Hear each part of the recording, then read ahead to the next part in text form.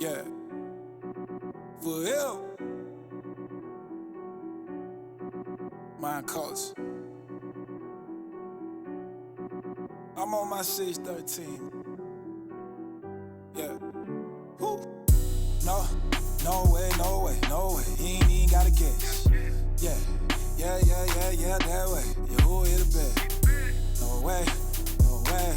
Yeah, he ain't got a guess. Yeah, that way. Yeah, who hit a bet? Yeah, yeah, who hit a bet? Yeah, yeah, who hit a bet? No way, he ain't even got a game. You know who I came with? Yeah, who hit a bet? Yeah, who every time keep tour on my mind? Yeah, I'm working on me day. I'm telling my brothers it's the way, but they wanna play the corner champ, babe. Yeah, I ain't never talking about the sack, just lend me a ear, how you pay? Putting knee feet on the water, don't you know the heavy wind don't phase me? Huff and puff all you want. Talk the truth, what they don't like. Chase the wind all you want. Youngin' gotta live his own life. Gotta run across they mind. You know I gotta try one time. Handing out the light to the meat, yeah. Even if it costs me mine. Living in the hands of your hood. I'm standing in the open for the viewers. Only do the will, I'm a father. Taking on my role, ain't a bother. Yeah. What these folk thinking, yeah, I'm cool with the work. I ain't never had it easy. I'm trusting in Yahuwah with my all, because I know that he would never leave. Been involved with the worst. I thank the Father for the mercy. 9 days is the worst. I'm never hungry, never thirsty. Tour got me feeling like a winner. Bread, meat, that's for dinner. Quiet when I shoot like a film. Parables to a sinner. No way. He ain't even got a guess. Yeah, that way. Yeah, who hit a bet? No way. Yeah, he ain't got a cake. Yeah, that way. Yeah, who hit a bet? Yeah, who hit a bet? Yeah, who hit a bet? No way. He ain't even. Hey, shalom, y'all. It's Michael Israel here with a very special show. As you can see by the title right here, we got Ron Dalton and Dennis Delemar, and they are two people very familiar with the in its early stages of blossoming. They are two people that are very involved in the Hebrew film industry. I know most of y'all know Ron Dalton, but Dennis Delmar has also been on this show before.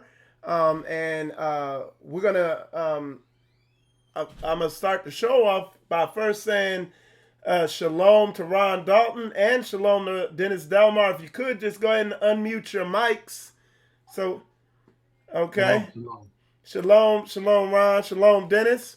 Shalom. And I know a lot of y'all, I had Dennis Delmar on my show about a year ago.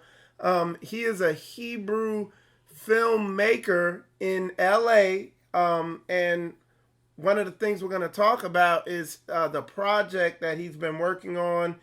It's actually the first Hebrew, could we call it a Hebrew miniseries? Yeah. So, first Hebrew miniseries, and it's titled The Awakening. He just put out the season finale this weekend, right? Yep, this weekend. Yep. This weekend. So, we're going to give you all the information. I'll put it up here on the screen. And Dennis, I'm going to hand it over to you to talk about this project. Yeah, so The Awakening, we started filming about like in March of this year. And it was just like a project that, you know, the Most High gave us to like put out there, kind of documenting the awakening process. Like it was, you know, everybody had the little different nuggets that brought them into the truth, and kind of wanted to like bring that to life and have those different moments. So each episode touched on like a different aspect of truth that may have, you know, sparked people's curiosity to like search deeper, you know? So, So yeah, it was kind of like a project we, you know, like it wasn't an experimental, but you know, when we started, you know, we had like some makeshift sound. We had like, you know, our ADD, and we just, you know, but Yahuwah supplied, man, to Right. get it done. And on the process, you know, we got blessed with some other things. So it was fun, man. So yeah, the awakening is it's out there. Yeah. So, and real fast, I just want to tell y'all because, like I said, I do broadcasts, but and this is his web page. Dennis, go ahead and tell him your YouTube page because that his is totally free. It's on YouTube. Go ahead and tell him your YouTube page if you could. Yeah, YouTube is it's YouTube/Dennis Delemar. You could search that and it'll bring all the content up there. Okay, and I'm gonna bring his channel up right now so you can see it. I just flashed it up there. There it is right there. Okay. So you just go on YouTube and type in Dennis Delemar, and if you click on this playlist right here, I mean, he has it. Well, actually, he has it right there in front. You just binge watch this whole thing, man. This ain't just some dude with a cell phone running around taking video. When I watched I watched the first one. This brother here, he's in the industry and he understands visual storytelling, and he gets it real good. And I, Dennis, I just wanted to tell you, I like the way you really showed your skills of how you understand how to communicate without any verbal communication. Because at the beginning of the first episode, you can really see his ability to communicate without having people talk. So could you talk about that a little bit, your experience in the industry? Yeah, hallelujah, man. Appreciate that. Yeah, I started out as an actor in college, and I was directing some things in like college in acting, and it was just coming natural. And I didn't I didn't see it at first, and then like people were like, man, like, you know, do you know that you have a gift and everything? So just kind of like went through self, you know, teaching, and the Most High was just teaching me like different mechanics and storytelling, and just got better over the years. I think my first film was Undeserving Grace. That was 2011. I shot that with it was just random. It was just like shot it with a guy that did. He was a cinematographer for Barbershop 1 and 2, okay. And ran me some other films, and he kind of like taught me some things. But yeah, I come from the acting world, so, and then also the poetry world. So I kind of like to implement, some of the poetry things in like storytelling. And like you said, it's if you could tell a story without saying as few words as possible, because what they say, I think it's like 90% of communication, or 80% is like body language. Right. So, if you could tell a story, through different images, and I feel like that's the new parable, is visual arts, like what Ryan's doing, documentary or storytelling. It's the new parable, right. Visuals, So what I'm gonna do real fast here is we're gonna watch a 2-minute trailer for his for the official miniseries. It's the official trailer for the Awakening miniseries. Okay, and so I'm gonna put that on, and y'all can enjoy it, and then we'll come back, and then we're gonna talk to the Big Op Ron, otherwise known to me as the Boss Man or Massa. All right, so enjoy this trailer. I'm gonna bring it up here. Just bear with me.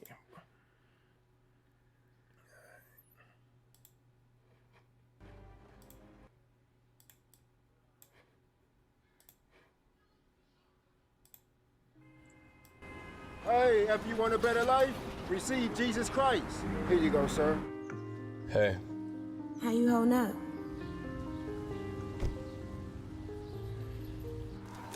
Thank you, Lord.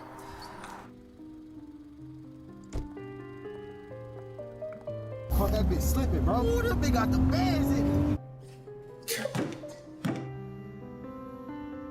You are not gonna believe this. Them want your mind, Kai. Them want your soul, man. This picture right here, that's not even the Messiah.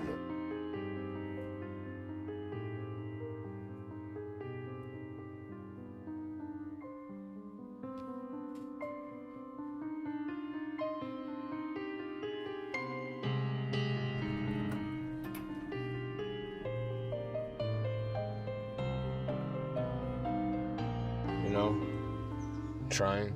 Yo, X, where the rent at? How you doing, brother? Good to see you. Oh, man. Come on in. Oh, missed your church. Sit right there, man. I saw it. You out here robbing people, man, for the rent money? Bro, what's the problem, man? You got the lights on, the rent paid. You gonna go to hell and Satan gonna be waiting on you.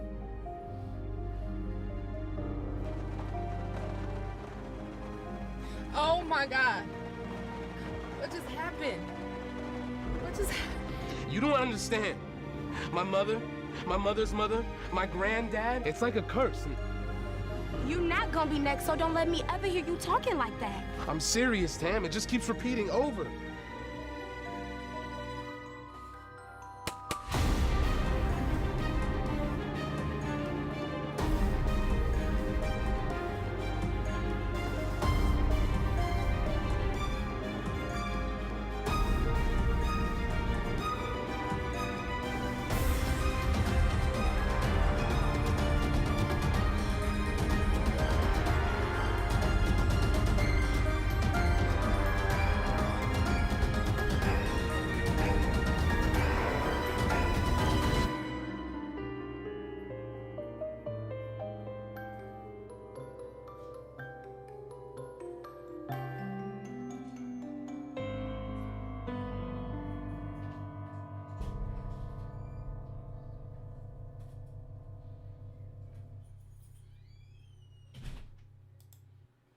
All right, man. That was awesome. And that Brother Dennis, that was all of the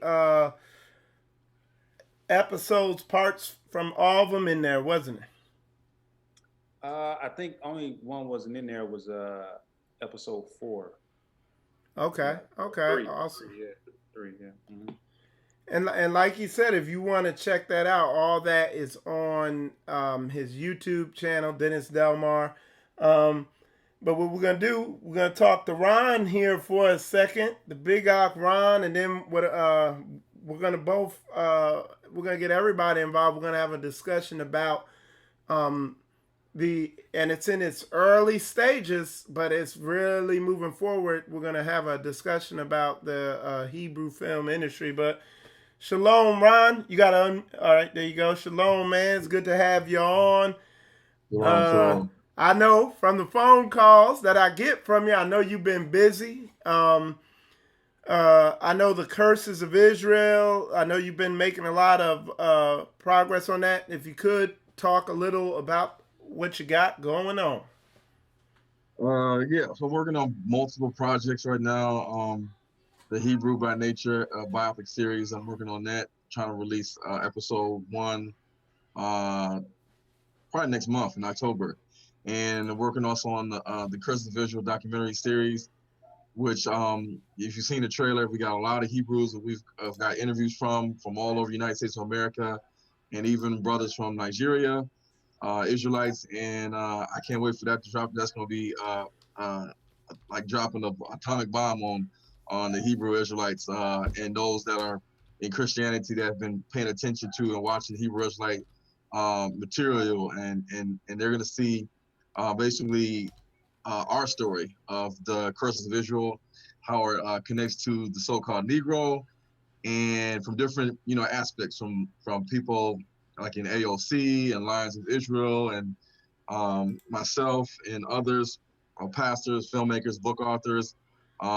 Everybody's going to chip in and break down Deuteronomy 28:16-68 and show how the curses fit us and not the people over in Israel, and really kind of tie into scripture that everything that we've gone through for 400 years, and even going back into Africa and back into Israel with different sieges that they had with Syria and Babylon, and the Greeks and the Romans, and even with the Egyptians, it's all tied into the commandments and the plight of the Israelites. So we are the Israelites. They'll see that in the Curses of Israel documentary series. And then stay tuned. I've been working today on Hebrews Sneagos 3, Sound the Alarm. That's going to be a lot of information that I'm going to cover in regards to Gog and Magog, Gomer, the bands of Togarmah, Meshach, Tubal, Ashur, the Confederates of Esau or Edom. I'm going over a lot of stuff that people are going to really appreciate if they read the Bible and they're confused about Ezekiel 38 and Book of Revelations and Matthew. I'm breaking it all down so people can finally see who are the people in India, Sri Lanka, Tibet, China, Japan, North Korea, South Korea, Taiwan, Cambodia, Papua New Guinea, Fiji, Samoa, Melanesia, Micronesia, Polynesia, New Zealand, the Andaman Islands. I mean, I'm breaking it all down. I mean, people are going to really see how these table of nations is right here in the world today, disguised under different names. So I'm excited for that because that's going to really tie in anti-biblical prophecy and other things because I like to go in deep with the studies and the research. Right. The Hebrew. I wanted to play the Hebrews by Nature series trailer, and that's towards the end of that of the post that you have, right? I think it's the second one. Like if you go to the video that has the different trailers 1 through 4, the first one is the Curses of Israel, and then the second one is the Hebrew by Nature, and then the last two are the Hebrew Sneagos movies, like 1 and 2. Okay, I see. Yeah, I see one that. Okay, I got you. And is it at the beginning of the video or at the end? The beginning of the video is the Curses of Israel one, where it has all the that's kind of long because that's about a 4-hour long trailer. But after that ends, then it's the Hebrew by Nature one. And that's the one titled Curses of Israel docuseries. Yeah, does it say 1 through 4 on it? No, sir. Hold on, I'm looking. I'm on your channel. It is. Oh, I see it. Yeah. Okay. Okay. So you said the first. Yeah, H2M movie project trailers is the second one, not the first one. The first one is the Curse of Israel. Okay. So you have to go to just fast forward to it. Like the 4-minute mark, probably. Okay. Or 4. I know it's kind of long. You might have to go to the 5-minute. Oh, you might 5 minute. Oh, I see it. Go to the 5-minute mark, probably. Yeah.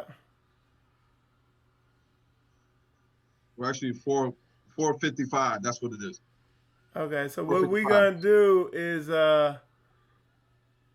we're gonna play both trailers back to back.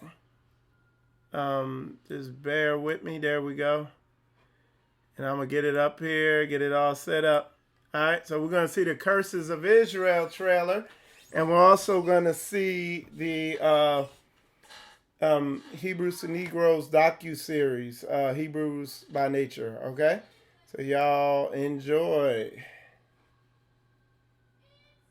Roused up the line of Judah from his den. Y'all knew it was coming.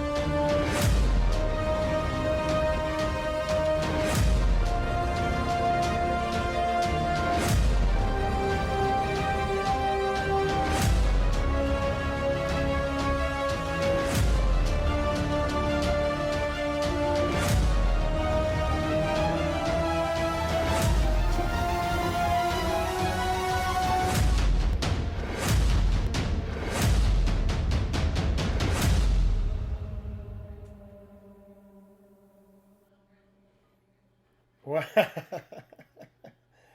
All right, now y'all say, hold on, we got the next one coming too, so hold on. The true biblical identity of the so-called Negro is the religious world's big, dark secret. The greatest mistake of the movement has been trying to organize the sleeping people around specific goals. At the end of the day, a lot of people are just scared to speak the truth, and that's the bottom line.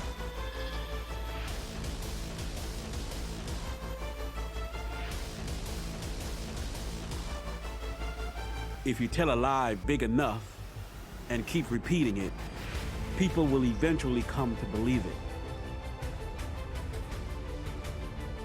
If you can control TV, movies, music, and distribution, you can control the narrative for a particular group of people.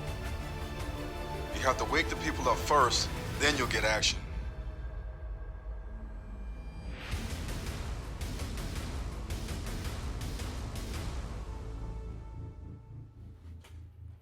Wow. Episode 1, Hebrews to Negroes, the Untold Story. All right, coming in winter, man. And I've been so busy, like a lot of the footage in those, that a lot of my travels that y'all seen me doing in the past months, I was helping him Ron with getting a lot of that footage.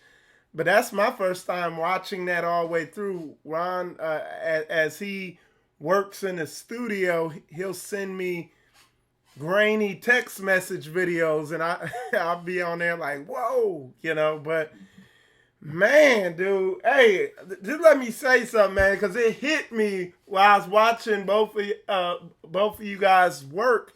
It's like, man, the level of professionalism that y'all are pushing the limit to, Ron, in documentaries and bringing this information out in a well-packaged way. And then Brother Dennis Delemar on providing an alternative to the wicked-ass stuff that's on TV right now, man. Man, all praise to the Most High.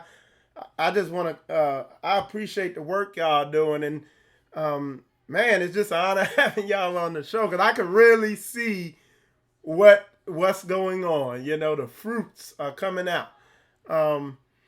But if I could, and I'll get Dennis to chime in first. We're gonna have. I just want to talk about the Hebrew film industry and what are your takes of this industry that's obviously in its early stages. I mean, Ron being the first Hebrew to have multiple films in movie theaters, and of course you, Dennis Delemar, actually taking on a task of directing a miniseries. People don't understand that just a 10-minute miniseries, they don't understand what goes into all that. But can you talk about that a little bit if you could, Dennis? Yeah, the industry, it's an interesting time. Me and Ron talked about it.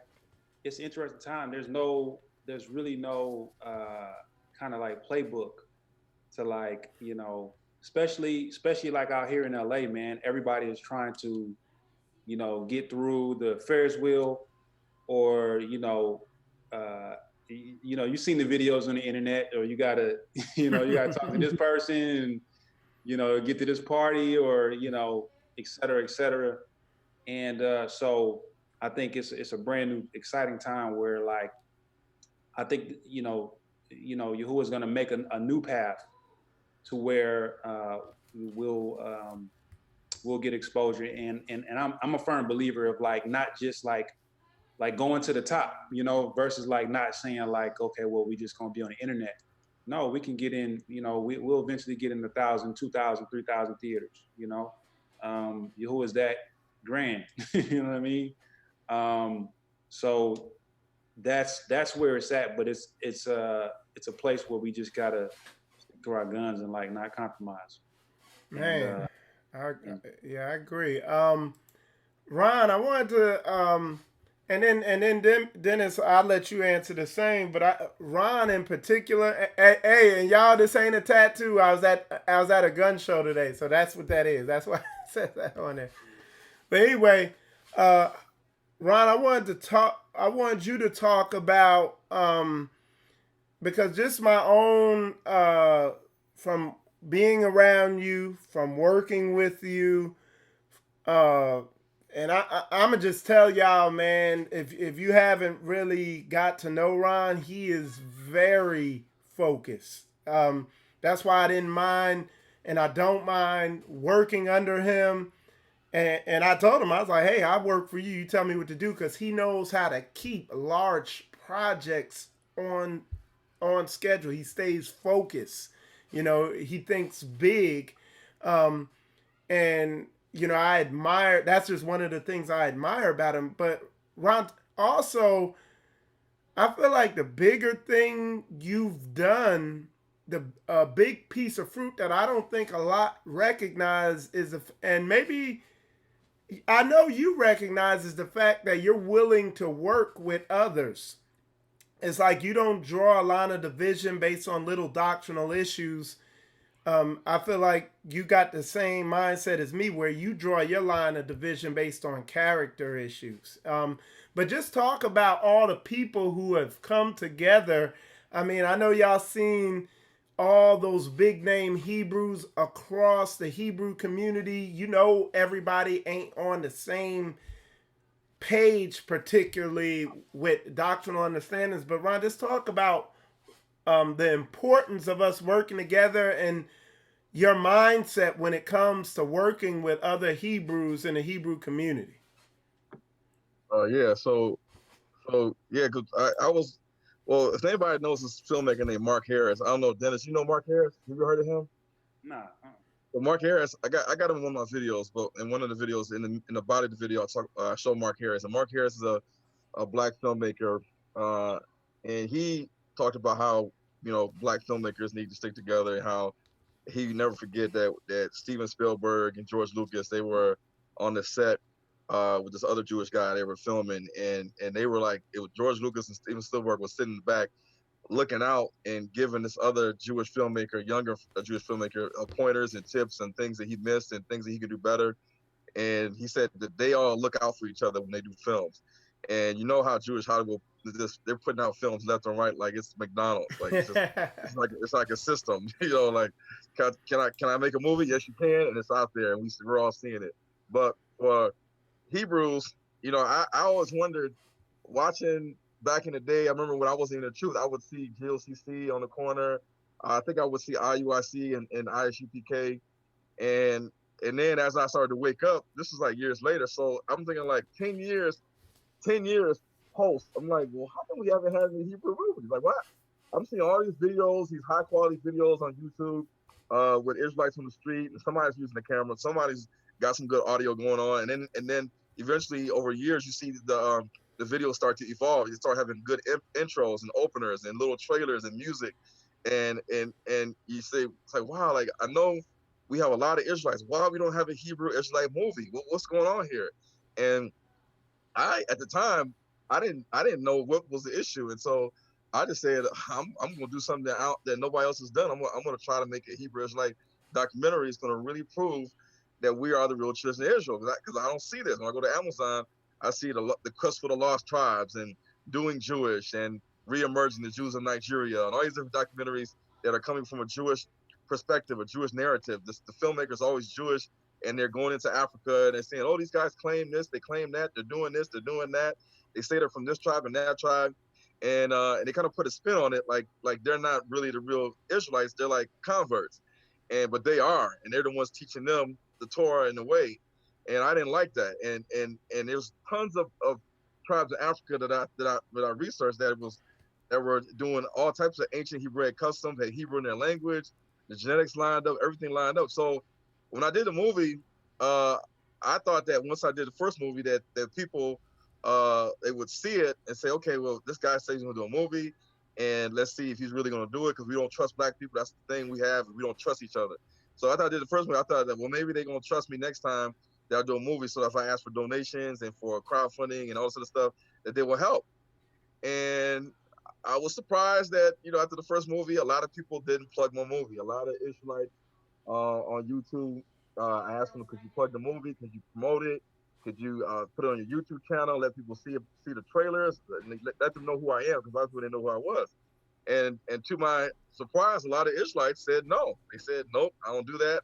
I'm sorry. Or they said, I seen an Indian in your movie. I can't show up because of that Indian. And I'm just like, we all don't think the same, obviously. I mean, some people believe that all the tribes are Africa.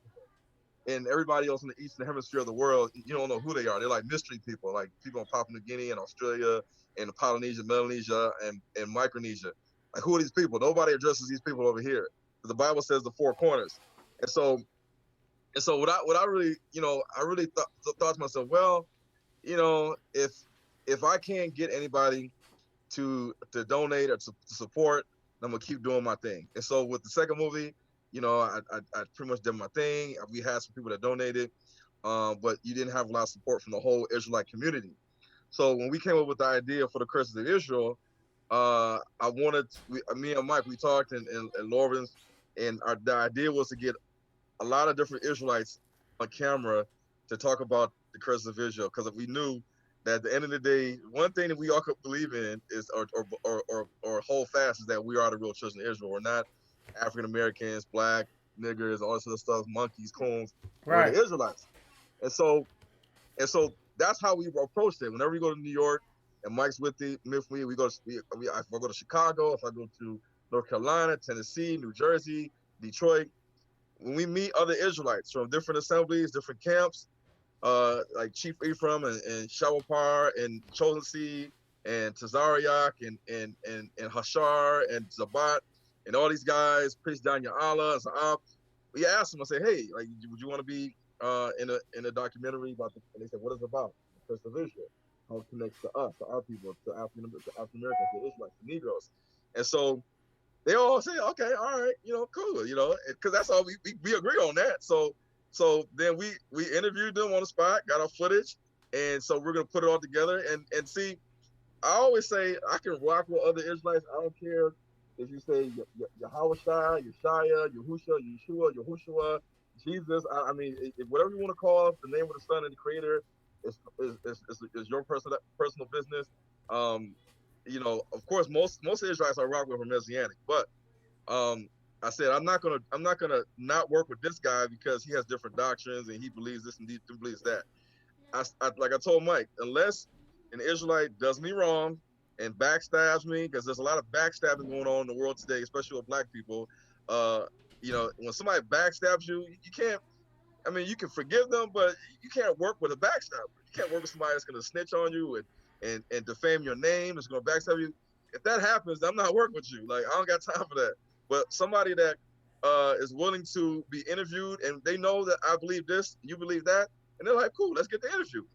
Then that's what we did with Curses of Israel. And so that's important because we don't see a lot of unity going on in the Hebrew faith. We see a lot of assemblies here, assemblies there, mores here, mores there, videos here, videos there. And like with Dennis, when he told me about his movie, and when I seen the trailer, I was like, man, what's this? I said, this is top notch right here. And I asked Dennis, like, man, what kind of camera do you use? I said, what kind of editing do you use? Like, do you use a Premiere, a Final Cut Pro? What you use? And he was telling me the camera he used and the program. And I was like, man, you must have been doing this before because your angles, the lighting, the music, all the stuff he was doing. And I said, man, it's on YouTube. I said, you ain't trying to sell it? He's like, no, I need people to know who I am. People don't really know who I am. And so I went to his YouTube channel and I seen it. I seen the episodes he have listed. He coming out every week, just like Power. See, we can watch Power every week. We can watch Empire every week and Loving Hip Hop. Then why can't, if we're Hebrews, and I know a lot of Hebrews that watch Power, it ain't nothing wrong with entertainment at the end of the day and watching movies. But if you can support the Gentiles and other types of movies that black filmmakers make, then you can support your Hebrew Israelite filmmaker. And so that's why, I told him, I said, man, I put your trailer on my YouTube channel so more eyes can see it, because we need more eyeballs seeing things that I'm doing, things that Dennis Delemar is doing, and other Hebrew Israelite filmmakers like Zahab Benjamin over in New York. I mean, we all got visions and goals and talents, and I think we need to just come together and exchange ideas, because there's things that Dennis knows about the industry and filmmaking over in California that I don't know. He's been through some stuff that I haven't been through, and I've been through some stuff that say, for instance, Zob hasn't been through, and I'll let Zob know the inside game of how to distribute and all sorts of stuff in terms of like Amazon, Vimeo on demand, and other platforms, and fulfillment by Amazon, and getting a VAT number and all these different numbers you gotta have to sell internationally. All these different types of tools and instructions and teachings. We don't nobody taught me this. I had to learn this on my own. And so, and I'm sure what's the name, Dennis, he learned this. And so it's good to collaborate and to learn from other people, and to kind of have this sense of unity where if something's going on with me doing the filmmaking, I can call Dennis and say, hey Dennis, man, I'm having a problem with this, man. What do you think? What do you suggest? And then he could do the same thing for me. And that's how brother's supposed to be. Yeah. Right. And like I find people, like, if I told y'all, man, I find people find some of the silliest, craziest stuff to cause division over on something that's really gonna bless everybody as a whole, and it's not gonna, so it's crazy. Dennis, I want to ask you, and you can elaborate on what I just asked Ron if you want, but I also want to ask you, what do you feel like is needed moving forward in this developing Hebrew film industry? Yeah, I'll touch on what Ron was saying as far as the unity, and then I get to your point too. Is I agree. It's interesting because, and I laugh about this with the Ox sometimes. It's like people were like rah rah rah, and then on Monday they go into like work, for the for the Europeans. They're like, but they was just talking online, woofing online about I can't work with this person, this person, this person. So I think we gotta, if you're really gonna get your priorities right, go all the way. Don't be like halfway. And I think, especially out here, like in California, and just the film industry, like when people are doing movies, it's more so like, I think we need to think about this, kind of what Ryan was saying, is like when they find somebody to work with, they find a team, like you look at Spike Lee or somebody, he had the same DP for like 15, 20 years, or you look at people, they built that community, and they thinking the same, and they're saying, okay, well, we can work together. And I think what ends up destroying it, other than now, I believe, if we're gonna like march together and say we're a core team, that there need to be some core specifics that we believe in, like whether it's the Messiah and like the Messiah and different things like that's Right. core, or a core group of people, but just working in general, like, okay, I'm hiring this person, this person, this person, that's different. And but I think the core thing that on the character wise, what destroys it is just like pride. Somebody's just just gets puffed up or something, and it's like, one of the key stories, one of the first features that we're working on is Black Wall Street. And it's interesting, like when I was researching, like the two pioneers that like came together and like helped build it, like maybe like a year within that time, they were like suing each other for like $40 or something. You know what I mean? But they, what I'm saying?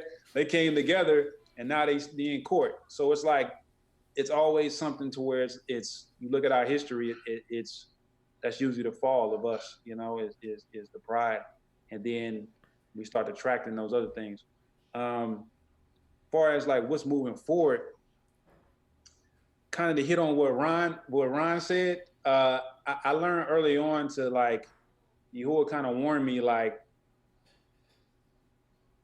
we really got to just, as filmmakers, we just got to have faith, man, that he's going, like, he's the executive producer. He's going to fund it because man, went through that thing, and believe in our people. I believe that when we believe in something, like we really start to move on it. But like kind of what Ron said, I think it's still, even on the, just my personal opinion, even on the Hebrew side, I think that mentality is still there, where we don't really want to just invest, like, in each other, time, resources, and things like that, because we think, I remember doing, this was like a Hebrew that was on the internet, and I had my clothing business, and I was like, hey, we're doing this. She was like, no, well, I don't really want you to have my address. I was like, well, you go to Apple, you give Apple your address. So it's like, but everybody's Black Power. So I think it's just like what Ryan said, is just sticking to the mission, like the mission that Yahuwah has given us, to just, by any means necessary, you know what I mean? And so I think as a community, like what we're doing now is just to start to build, start to trade ideas, and kind of show that unity, Right. Show Hey, that unity, have more visuals of that. Hey, real fast, y'all. I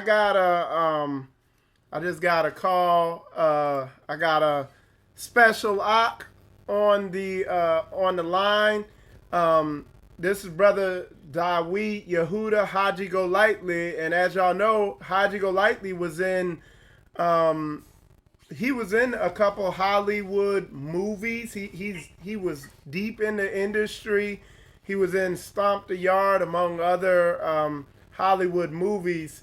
And so I just wanted to bring him on, get him involved in the conversation a little bit. He's on the phone. Hey, Haji, shalom, man. Hey, shalom, brothers. How's everybody tonight? Good. Shalom. What's up, Haji? Mike, can you hear me? Everybody hears you, man. You loud and clear. Okay, hallelujah. Yeah, man, Toda, just for plugging me in. I appreciate just the opportunity. These brothers are doing a phenomenal job. You're doing a great job with the interview. I do have some experience in that world for sure, but the Most High pulled me out of it. But it seemed like I'm being pulled back into it. So we always just try to be obedient and say, however you want us to use us, we say okay. But I was just going to ask the brother why he did episodics versus a full movie. Not that there's a right way or a wrong way by any means, but I was talking to Ron about doing some, because me and Ron have been talking about doing some things, writing where doing small, snackable content is sometimes easier to get your name out there. So I just wanted the brother to speak to why he chose that direction, which I think is very valuable, but just to hear his perspective on it. You said as far as perspective for doing the shorts? Yeah, he's basically asking why you did episodics. What led to the decision of doing it episodically as opposed to doing a full length movie? So he just wants to know how you arrived at that. Yeah, one of the things, like when when the Most High gave me that idea, like I was just kind of exploring it, and it was building, and then I started to understand, like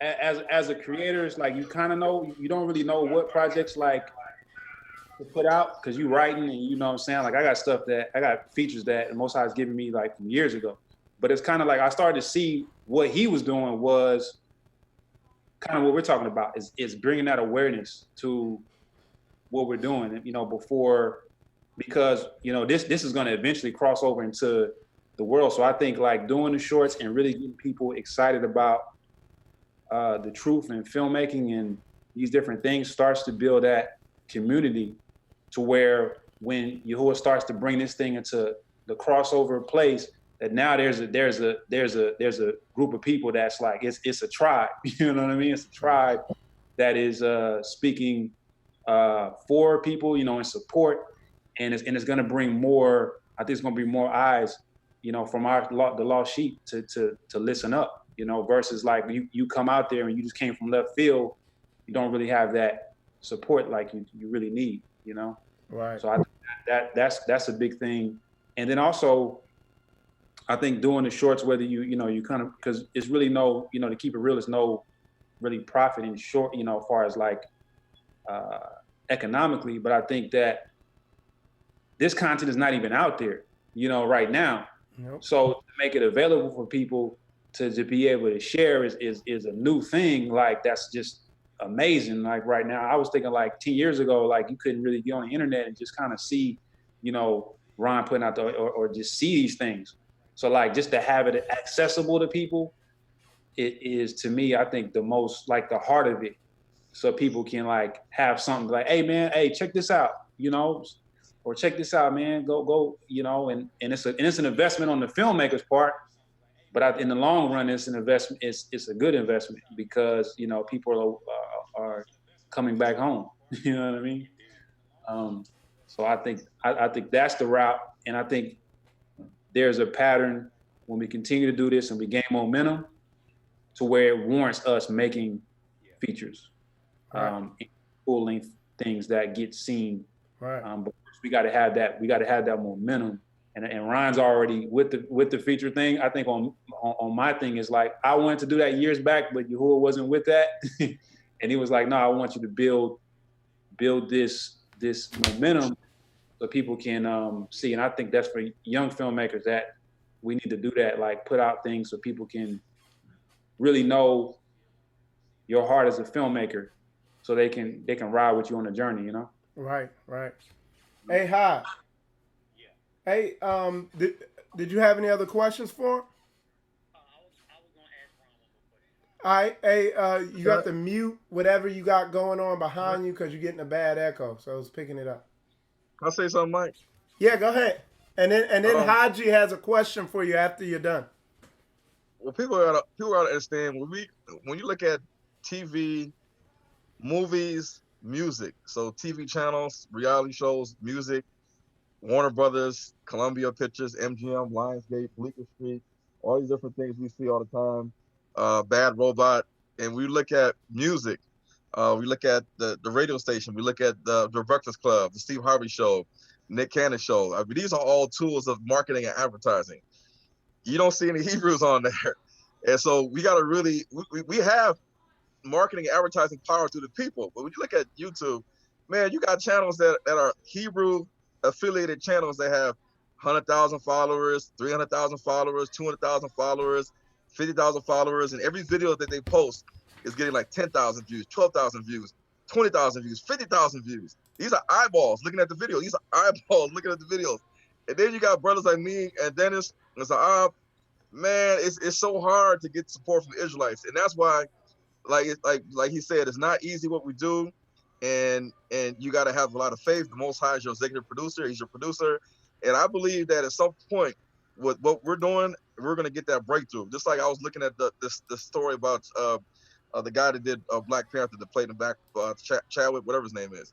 He said that when he was in college, whatever, he couldn't afford tuition one year. And Denzel sent him a check. And because of Denzel, he wouldn't have really been Black Panther because he wouldn't have made it to, I think, film school. But when you look at, if you watch Instagram, a lot of these Black celebrities, you'll see them all hanging together. They're vacationing together. They're on yachts. They're at different countries. They're at film festivals like Spike Lee and Denzel Washington, Terrence Howard, even Greg Mathis and other people. They all hang together. And so when you look at filmmakers like Ava DuVernay and you look at Oprah Winfrey, it's no surprise that you always seeing them, and Jordan Peele, you're always seeing some kind of collaboration going on. Movies coming out and different ideas coming out that they have in different movie projects. With the Hebrews, we gotta understand that it's not that easy if we don't have investors, and it takes time and money to do these movies. And like I say, it's all the time and money. When you look at Hidden Colors, 1, 2, 3, 4, 5, you look at Race War, you look at Indiegogo and Kickstarter, their crowdfunding campaigns. How much money did the conscious community or whoever invested in those movies? It's a lot of money compared to what comes into the Hebrew movies. And that's why I say me and Zaab and other people and Dennis, we're putting everything on the line. Like, with the first movie, I put off bills, I put off vacations, I took money out the 401k. I did a lot of stuff to try and keep that movie going, keep the production going, because you can't just make a movie and then say, oh man, I don't have no more money, I got my time, I'm just gonna give up. And you like halfway done with the movie. You got it. And I know filmmakers that still have like 20% left of the movie that needs to be done, but they don't have the money to finish it. So it's like in limbo. It's like out there. And we gotta understand, man, it's hard to do these Hebrew Israelites. And we're putting our life on the line. We're putting a lot of information out there. We really try to do something for people more time. We're not just trying to bring up our people like Dennis is series called The Awakening. And all I ask for people to do It's support, support, support. If we're Israelites, Christ said the greatest two commandments, one of the greatest two commandments is love your brother as your neighbor. And if we really love Yah, it says Yah says, love me, keep my commandments. We're supposed to show brotherly love. We're supposed to show brotherly love. And so when we do like shorts and small films and documentaries, hopefully leading up to a feature film, that's when, like, if I get approached about a feature film and maybe somebody wants to invest money in me, and I say, okay, well, let me call Dennis up. Let me see. Let's get Dennis on the team. Let's get Zaab on the team. Let's all work on this together. And this is going to be our stipulation. If you're going to work with us, we got to get all these minds together to make this kind of movie the way we wanted to make. And I'm just waiting for somebody out there to listen, to see our movies, to see our work ethic, whether it's in Nollywood or whether it's in the Black film studios or some kind of private hidden investor just wants to help out. And there are things that do happen. I'm not going to say exactly, but a friend of mine, they have a church, and I'm not gonna tell the whole circumstance, but a Asian lady came to the church and gave them $32,000 worth of money. And at first, the people at the church, they thought it was like counterfeit money. They took it to the bank. The bank said, "Yeah, this is real money." I don't know why the Asian lady came and just dropped our $32,000 to this Black church. And things like that inspires me, because you never know who's watching, who's listening, who was impacted by your movie or your books, and they may say, I want to help these brothers, and then drop a big sum of money that can help push the film to its fruition, to the completion. And when we do our movies, like Dennis has a lot of ideas and movies he wants to do next. Me too.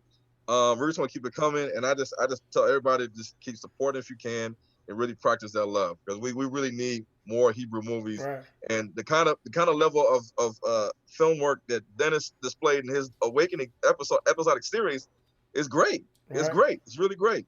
Yeah. Yeah. And just real fast, I want to hit on something that Ron mentioned, because he's talking about the Hebrew support as far as just simply like other Hebrews supporting Hebrews. And he's not just saying that, because I've watched Ron, like right here, if you go to his channel, if Ron sees somebody doing something, he gets behind them. You see right here, Michael Norman put out a video. Ron put it right up there to get it out there to the masses the best he could. You see, 2 weeks before we even did this interview, he helped Dennis Delemar promote his Awakening series. I mean, if you scroll down here, Ron's channel is a good place to go to see what's going on in the Hebrew community. Yeah. And even Instagram too. I'll be hooking up. I'll be really helping out Israelites on Instagram. He don't care. He don't be like, well, hey, you got your fringes on? Nah, I ain't messing with you. He just like, hey, you a brother? Hey, I got you. And he did the same thing with me. Like when I came to him, and he supported me. And I'm that dude, because once you support me a little bit, I'm loyal to you, So that's real, man. We need that. People need to understand the true spirit of brotherhood. Did you have something, Dennis? Yeah, I agree, man. I agree. It's few and far. You know what I'm saying? That we can do that. Okay. But every instance is good, just showing that, because we don't have that visual. We don't have that visual of people working together. It's like, oh man, or if somebody is working together, somebody thinking about something bad, like, this might happen or whatever. But I just think we just continue to need those visuals, you know, of us working together, and just to continue. And I think the big thing on like the long-term goal is like always having the bottom line. Like when we come together is like, and support one another, is like, what are we supporting? Like, what is the goal? But we got like a common goal to say, okay, this is the goal. And if anybody gets off the goal, then it's like, okay, we got to reevaluate, that situation. I think we need to have like some bullet points. Like, this is the goal, Right. Exactly. All right, so Haji got another question. Hey, Haji, make sure you mute that TV behind you, but I'm going to put you on. Here you go. All right, last question. Toda, Dennis, for that breakdown and in reference to why you do like doing the shorts or like the episodics, because you get a chance to like ply your craft, and like you said, you look at like Spike and his cinematographer, or you look at Ava DuVernay and Bradford Young and what they've been able to do, just working together, forming that symmetry. So you can show on a microcosm, on a small level, what you're able to do. Then you can graduate to bigger stuff.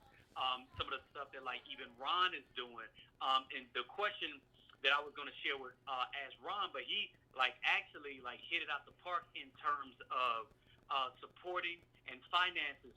So maybe even both of you guys can speak to this if you have anything. Was in Israel, in Zion, everybody wants everything free. They look at it like you can't monetize anything, or if you ask for something, like you're trying to fleece the people, or you should be giving away free, when it really does cost a lot of time, effort, and things of that nature to put out this content. From like you said, Ron, like I've closed out 401ks. I've done like a whole lot of stuff to try to move things forward. So how can we, in addition to what Michael is doing, these conversations are important, but speak to the importance of the support and how we have to change our thought process about supporting one another and actually like funding these type of projects, because like, but the scripture says that the wealth of the wicked is stored up for the just. Eventually there is going to be a turnover where people see it. So kind of like speak to that, Ron. You hit it right there, but if it was something that maybe the brother Dennis wants to share, because I know we hear that all the time about you trying to fleece the people, maybe speak to that so we can continue to change our thoughts about that in Zion. Yeah, well, you know, I get so tired of Visualites that I get emailed and they email me, right? So if they email me, they got Wi-Fi service. And so they email me and they say, well, the Hebrews to Negroes movie, why can't it be free? It's too much money. It's $9.99 to rent the movie on Amazon and Vimeo. And I was like, really? Like $9.99 is too much money? I said, Black people, we can say we poor all day long, but I know Black people in the ghetto, in the hood, whatever you want to call it, the war, we got $9. I mean, I don't care what anybody said. We're going to the grocery store. We're getting Air Jordans. We're getting, like I always say, like, you know, people man, I say, why is they always talking about hair? We go to the beauty supply store. I mean, I go to the beauty supply store and get picks and brushes and little magic brush and things that I need. And Blue Magic. You get Remy Velvet hair. You ask the Korean, say, how much does it cost Magic, baby. Look, I'm telling you, you go to the Korean shop. You say, I need 1B short, whatever, Remy Velvet, Yaki. They're gonna say $59.99. I say, is there a special 30% off? It don't matter, because you might need 1 pack of hair, 2 pack of hair. You're looking at least $50 to $100 you're gonna drop at the beauty supply store for the Koreans. And Black people, we do that every 2 to 4 weeks. We go to the movies, we go eat out, we go on vacations, we watch Power. Like, if you can watch Power, that means you got a Star subscription. That means that Star is taking out money out your account every month. If you watch Netflix, that means you got a Netflix subscription. He's taking out $9.99 to $14.99 a month. A lot of these Netflix movies ain't doing that. They're not waking you up. They're entertainment. So we got to get out of this thing like it's got to be free. Like, how can I make DVDs? Because one, to get the DVDs manufactured and just and packaged up with the UPC barcode and the art on the DVD on actual DVD, get it done right so that when you need an invoice receipt that you need to use for whatever business purposes, it's going to be right. That costs money. Whether you have Blu-rays, a dual layer DVD, standard DVD, that costs money.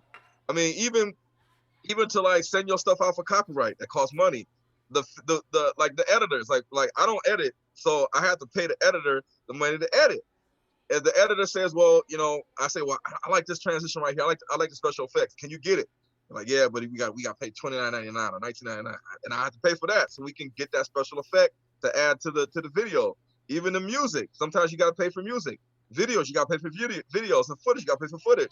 Even if your editor is working with a computer, and you're like, man, why is the computer going so slow? What can we do to speed it up? Oh, I need more RAM. I need a better computer. How much you need, man? How much you need? Like, I need $300. $400, man. Got you. Boom. Let's work on this faster because time is money. You can't be working there and you see the thing spinning around. You gotta move. Like you're working with 4K files. You're working with 1080p. I like to have things streamlined fast. I'm always moving. So whatever it takes for us to get the production done, whether somebody needs a hard drive, a 4 terabyte hard drive, or somebody needs an upgrade in a computer, somebody needs a ride, somebody needs some money to like a videographer. I need to have the videographer come to West Virginia. And he says, well, I don't got to wait. Can you pay for my travel and my hotel? I got you. Let's do this. Let's work. I'm saying this stuff costs money. Like I said earlier, we done depleted. Like I ain't go on vacations for like 2 years. I took my 401k. At one point I didn't have car insurance. I was like, I ain't paying car insurance. I said for like 2 years, I ain't paid car insurance because I was like, you know what? This car insurance is too high in Michigan. They robbing people and I need this money for the movie.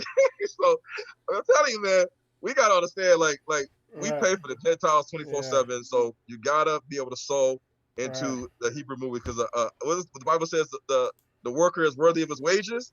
I mean, we're doing. I'm doing this almost full time, and Dennis is probably doing this almost full time too. So we're workers. Right. Yeah. I want to touch on that. We'll pick up with Ryan is like and hallelujah, blessed to do it full time, and I think it gets to the mind state of like our people still even now, like a lot of the mind state, and it's like we will only buy into somebody if they've been validated by European nations. You look at like Michael Jordan, he still got the highest grossing shoe. He played basketball since 1998. Right. But once somebody's validated, and maybe that's part of still the curses, right? Where people got to be validated, and you feel like you're getting less value if you invest in somebody. So, but to touch on Ron's earlier point, I feel like it's a trailblazing time. So people are like hesitant to like really, really buy in, but there is some support. And I feel like one of my testimonies is like, halfway through the series, we got blessed with an opportunity where somebody gave us a grant to get some new equipment. Wow. And it was just, off some different things. So that's a blessing. So I feel like if we have that goal and it's pure, that the Most High will supply our needs, man, and He will write the check. Right. and real fast, I want to give a shout out. Appreciate you, Sister Yare Bata Israel, on the super chat to Ron. And then also Brother Charles West, shout out to you. Appreciate your giving in the super chat on there. So, like I said, our people get it. They get it. And I can say, I'm always talking about footwork. And as people see your footwork and your footwork is documented and they see you doing things, I know Ron got this documentary coming out. You're going to really see his life. People are going to heed the call. I mean, that's book, man. This thing's coming. You know what I'm saying? And we appreciate the people who get it. You know what I'm saying? So, moving on. Future projects. We're gonna start with our brother Dennis. Dennis, what is, I guess, short-term, long-term future plans or projects that you got going on? And also, I think the brothers and sisters understand. Hey, this junk ain't free, and not junk. These gifts, this stuff that's being brought out is not free. But what we also have to understand is also, look, media is the most powerful tool of programming. That's why they call it programming. That's why the equipment to do this stuff is so highly priced, because they know the power it has. So now, instead of y'all watching these series, because I don't even know what power is. Like, I don't watch TV, but instead of y'all watching that, I know me and my house, we're going to be watching Dennis Delemar. You know what I'm saying? And I'm going to link up with the Ak to help him see what I could do to help him get established. But so understand how powerful having an alternative to the programming, the sorcery of Babylon Now we got Hebraic programming, okay? Understand how powerful it is and how important it is to support that. But Dennis, talk about future projects that you're working on, or that you might plan on long-term, short-term, and other resources that you might need, like actors and stuff like that. I hand it over to you. Yeah. So right now we're working on the next 5 projects. We got a couple, 4 or 5 projects to our first feature, which is y'all willing. And so the most of these concepts are shorter concepts. They're going to be like short films to the bigger concepts, so like a proof of concept to a feature. Like the next one is Woody Lynch. So I mean that man, I'm excited, man. That Woody Lynch. It's actually going to be a feature film, but we're going to do the short first. So we have that, and then also kind of love story. We got that called Duet. Then we have kind of another mini series that's going to be coming up. It's very short. I mean, it may be shorter than this. It's going to be the parables of Yahushua. So it's going to be the modern day retelling of a lot of the parables of Yahushua. That's going to be exciting. And then we're going to be we have a project called the Grid. There's a project called the Grid. That's really exciting. That's a kind of the next level of the Matrix. Dealing with truths that we know, the Babylon, the Great Whore, and so a lot of these projects, like the next 4 or 5 projects, are like smaller concepts, getting us a chance to kind of like work on things that we want to do for the feature, and then hopefully within the next within the next year, we're going to be in a position to like dedicate our time to our first feature. But I'm going to be working on the website to kind of like update people. Hey, hold on 1 second. Brother Young Prodigy 7, go ahead and send me an email. The email address is right there on the screen, and I will get you linked up. And hey, I'll link you up with Ron and Dennis Delemar, and they will work you like a rented mule. But yeah, definitely send an email to the info@spiritualcombat.org. The brother was just putting his brick in. He wanted to let y'all know he does editing, produces music, and does video shooting, and he's good with Photoshop. And those are skills that are highly desired. Speaking of, Dennis, if you could, moving forward with these projects that you just mentioned, what do you need? Like, how can brothers and sisters, besides helping out monetarily, how else can they help you out?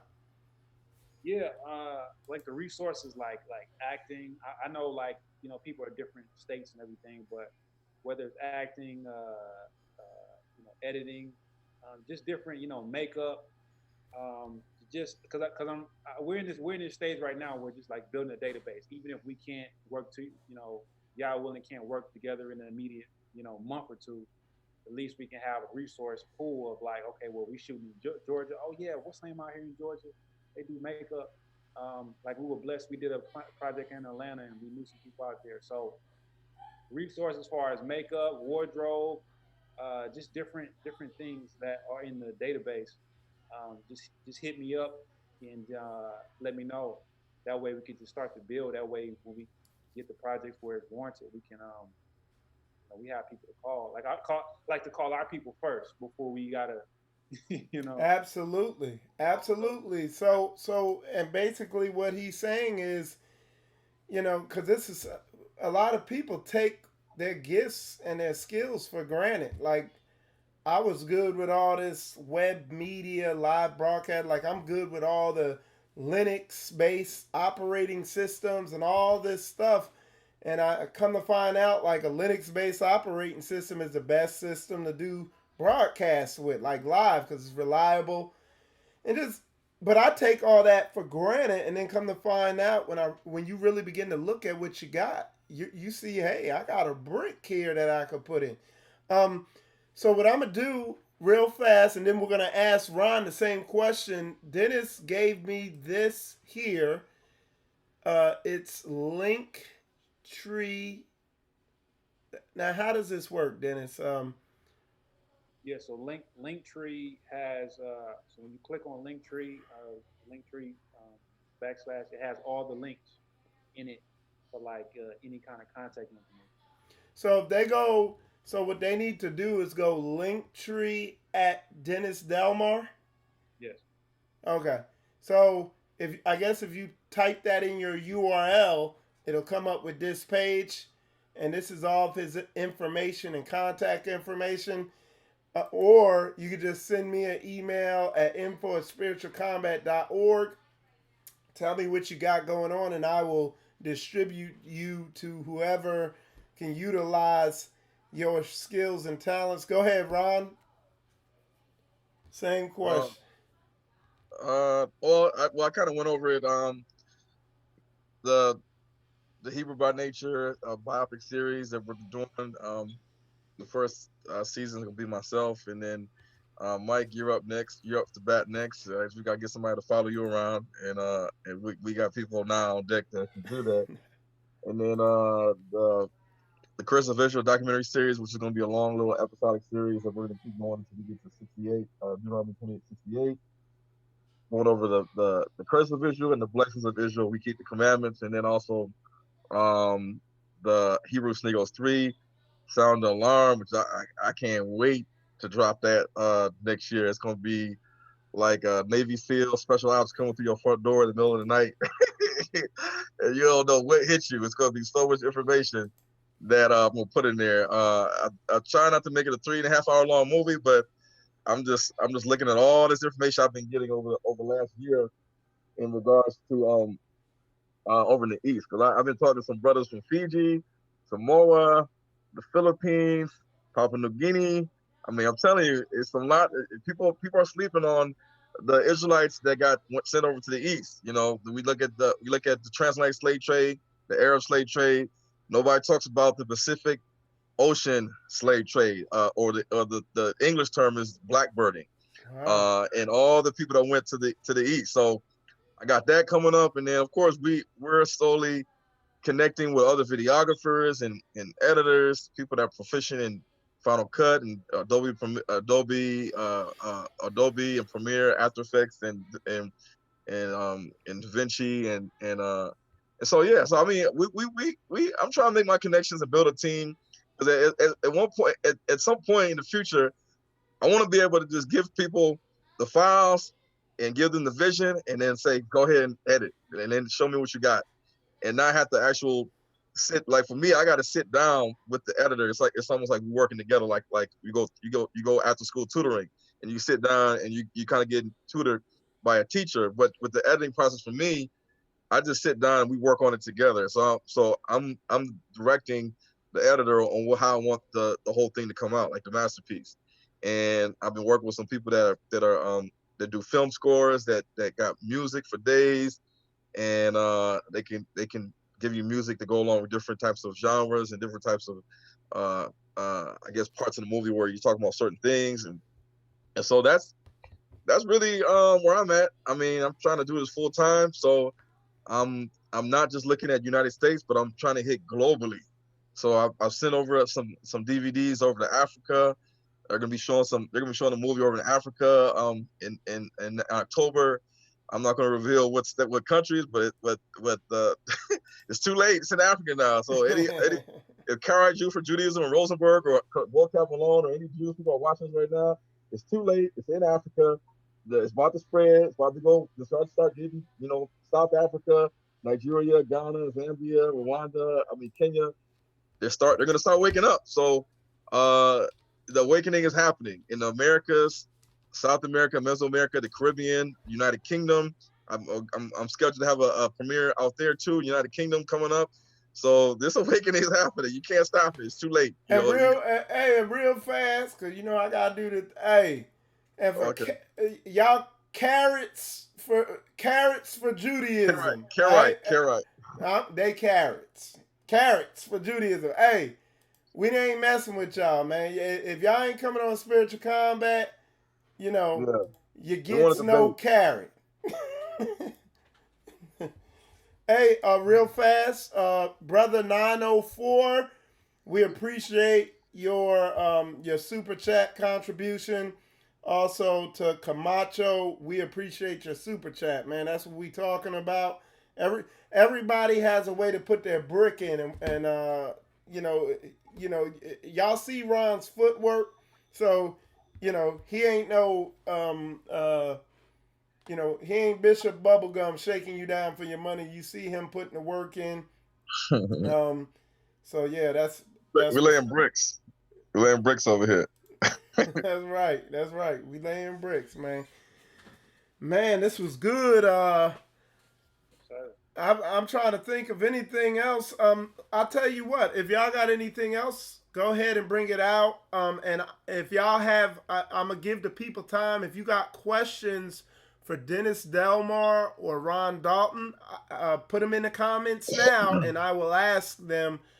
In the meantime, I'm gonna turn the floor over to y'all if y'all have anything else. I don't know what to say. I mean, I just want to say, I like you, like Dennis, you're doing a big thing because I'm doing the documentaries. You're over there doing like the movies with the actors and stuff. So I'm getting pointers from you.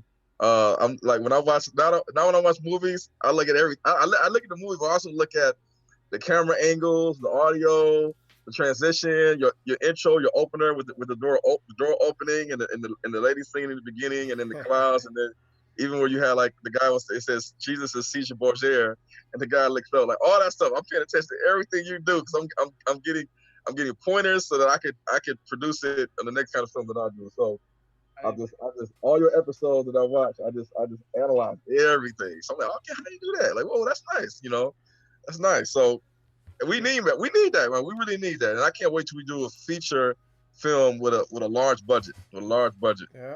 Hey, hallelujah, man.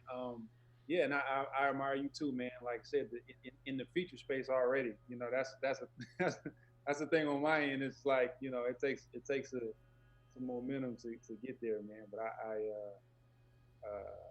appreciate your obedience to the Most High to put those things out there on the line, and and Yahuwah will bless you accordingly for that, for your effort. You know what I mean? Because I already know what it is, man. It's tough. It's late hours, and but it's exciting to see those seeds bring forth fruit, man. So I admire that, man. Yeah, you too, man. And, you know what, Mike? Also, another thing too, Dennis. If you ever decide to do a screening in Detroit, I already have connects with the theater that I screen. Like each time I do a theater screening in Michigan, we get the biggest theater. It's like 470 people, and the last 2 years we packed it out. Like we filled the whole theater out. So I know California is far from Detroit, but if you want to screen one of your movies in Detroit, just call me up and we got you. We got you. And Dennis and Ron already knows the same thing here. If you come to Jacksonville, I can say you don't. When your plane land, all you got to worry about is getting out here. We got you on housing, food, transportation. So we got you. So if you Dennis too. Like if you physically can't be in Detroit for the screening, the best thing that I've seen that really shows up good on the theater is either if you use your direct hard drive and plug it into the system, or you use a Blu-ray. Because I showed the movie once with a standard DVD, it was a dual layer DVD, and I put it in a system, and it didn't look that great, so I had to stop it. People were mad in the middle of the theater, and I connected my external hard drive. But I think that's the reason why they inform you to either play it with a Blu-ray disc, and when you render it as like the highest file you can do, MOV, like a ton of gigabytes. So that when you use it, if you just all you have is a DVD copy and you send it to me, and you want to do a screening in Detroit on the same day you do a screening in California, and then Mike may be able to do one in Florida. I got you. Yeah, all we need, you can trust me. All I need is that Blu-ray disc, drop it to them, screen it, and then bam, then you see the reaction. Right. Because what just hit me, I'm thinking like if we start to build this network like you said, you in Detroit, you know, Oxon, Jacksonville, and then you got people that's all around the world that's the liaison that can facilitate that, you know, them releases. You can have, you know, a multi-city release, and one of the movies that I think that can work for that is I remember I was telling you about we have a biblical movie that's going to be in those spans, the Abraham story. Okay. Wow. Somebody just asked that question, where we're gonna do a biblical movie. But go ahead. Yeah, no, it's Abraham. Well, I don't want to spoil it, but it's called The Sacrifice.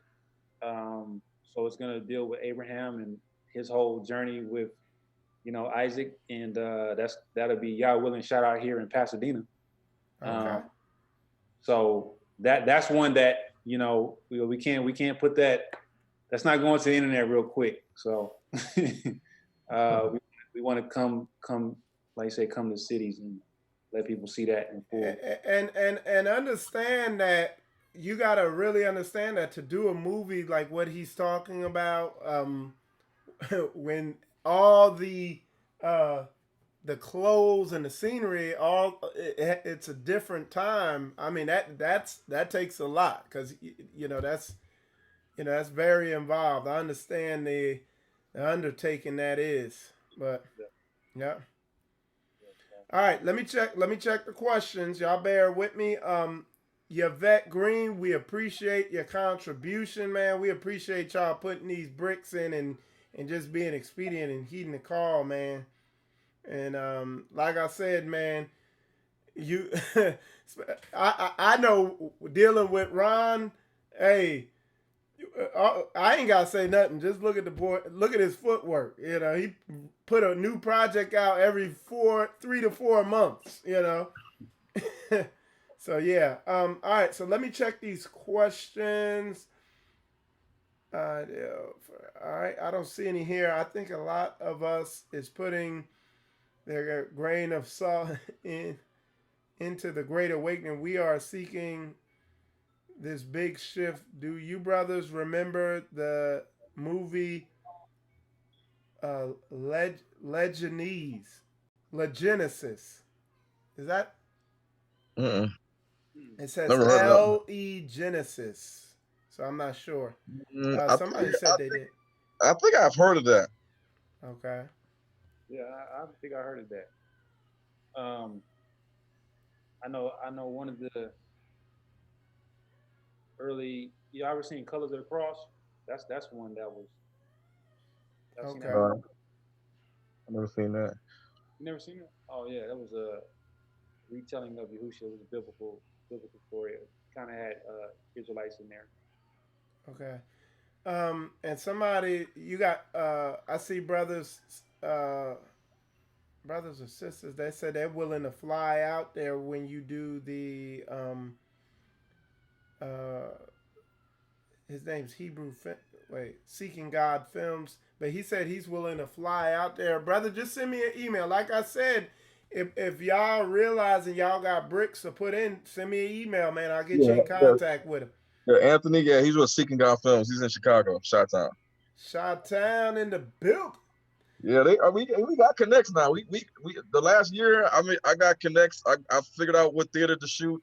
I mean, the screen in Chicago and New York, Detroit, Maryland. I mean, we slowly gonna do it next time. We're gonna do it bigger next time, bigger and better. Sister V's, if you want to support Ron or now, Dennis, do you have? When this goes off, I'm gonna help you with your YouTube page, brother Dennis. But I know Ron has super chat set up on his YouTube channel right now, which is Moses is Hebrew. What is it, Ron? What's your? It's Hebrew Negros TV, aka Moses Levi. A lot of times I just type in Moses Levi. Yeah, and then but Ron's channel gonna come up, and if you go over there and just go on the live right now, you could, if you have super, you just click that $sign in the chat thing, and you could donate or whatever. That's like a quick way right now. But Ron, I'm just handing over to Ron. You tell her, and both of y'all, let them know how to donate. If they want to contribute and help y'all out. Well, you can donate by you can go to Cash App. It's $ Hebrews, the number 2 Negroes. Or you can go to www.gofundme.com/Hebrews to Negroes.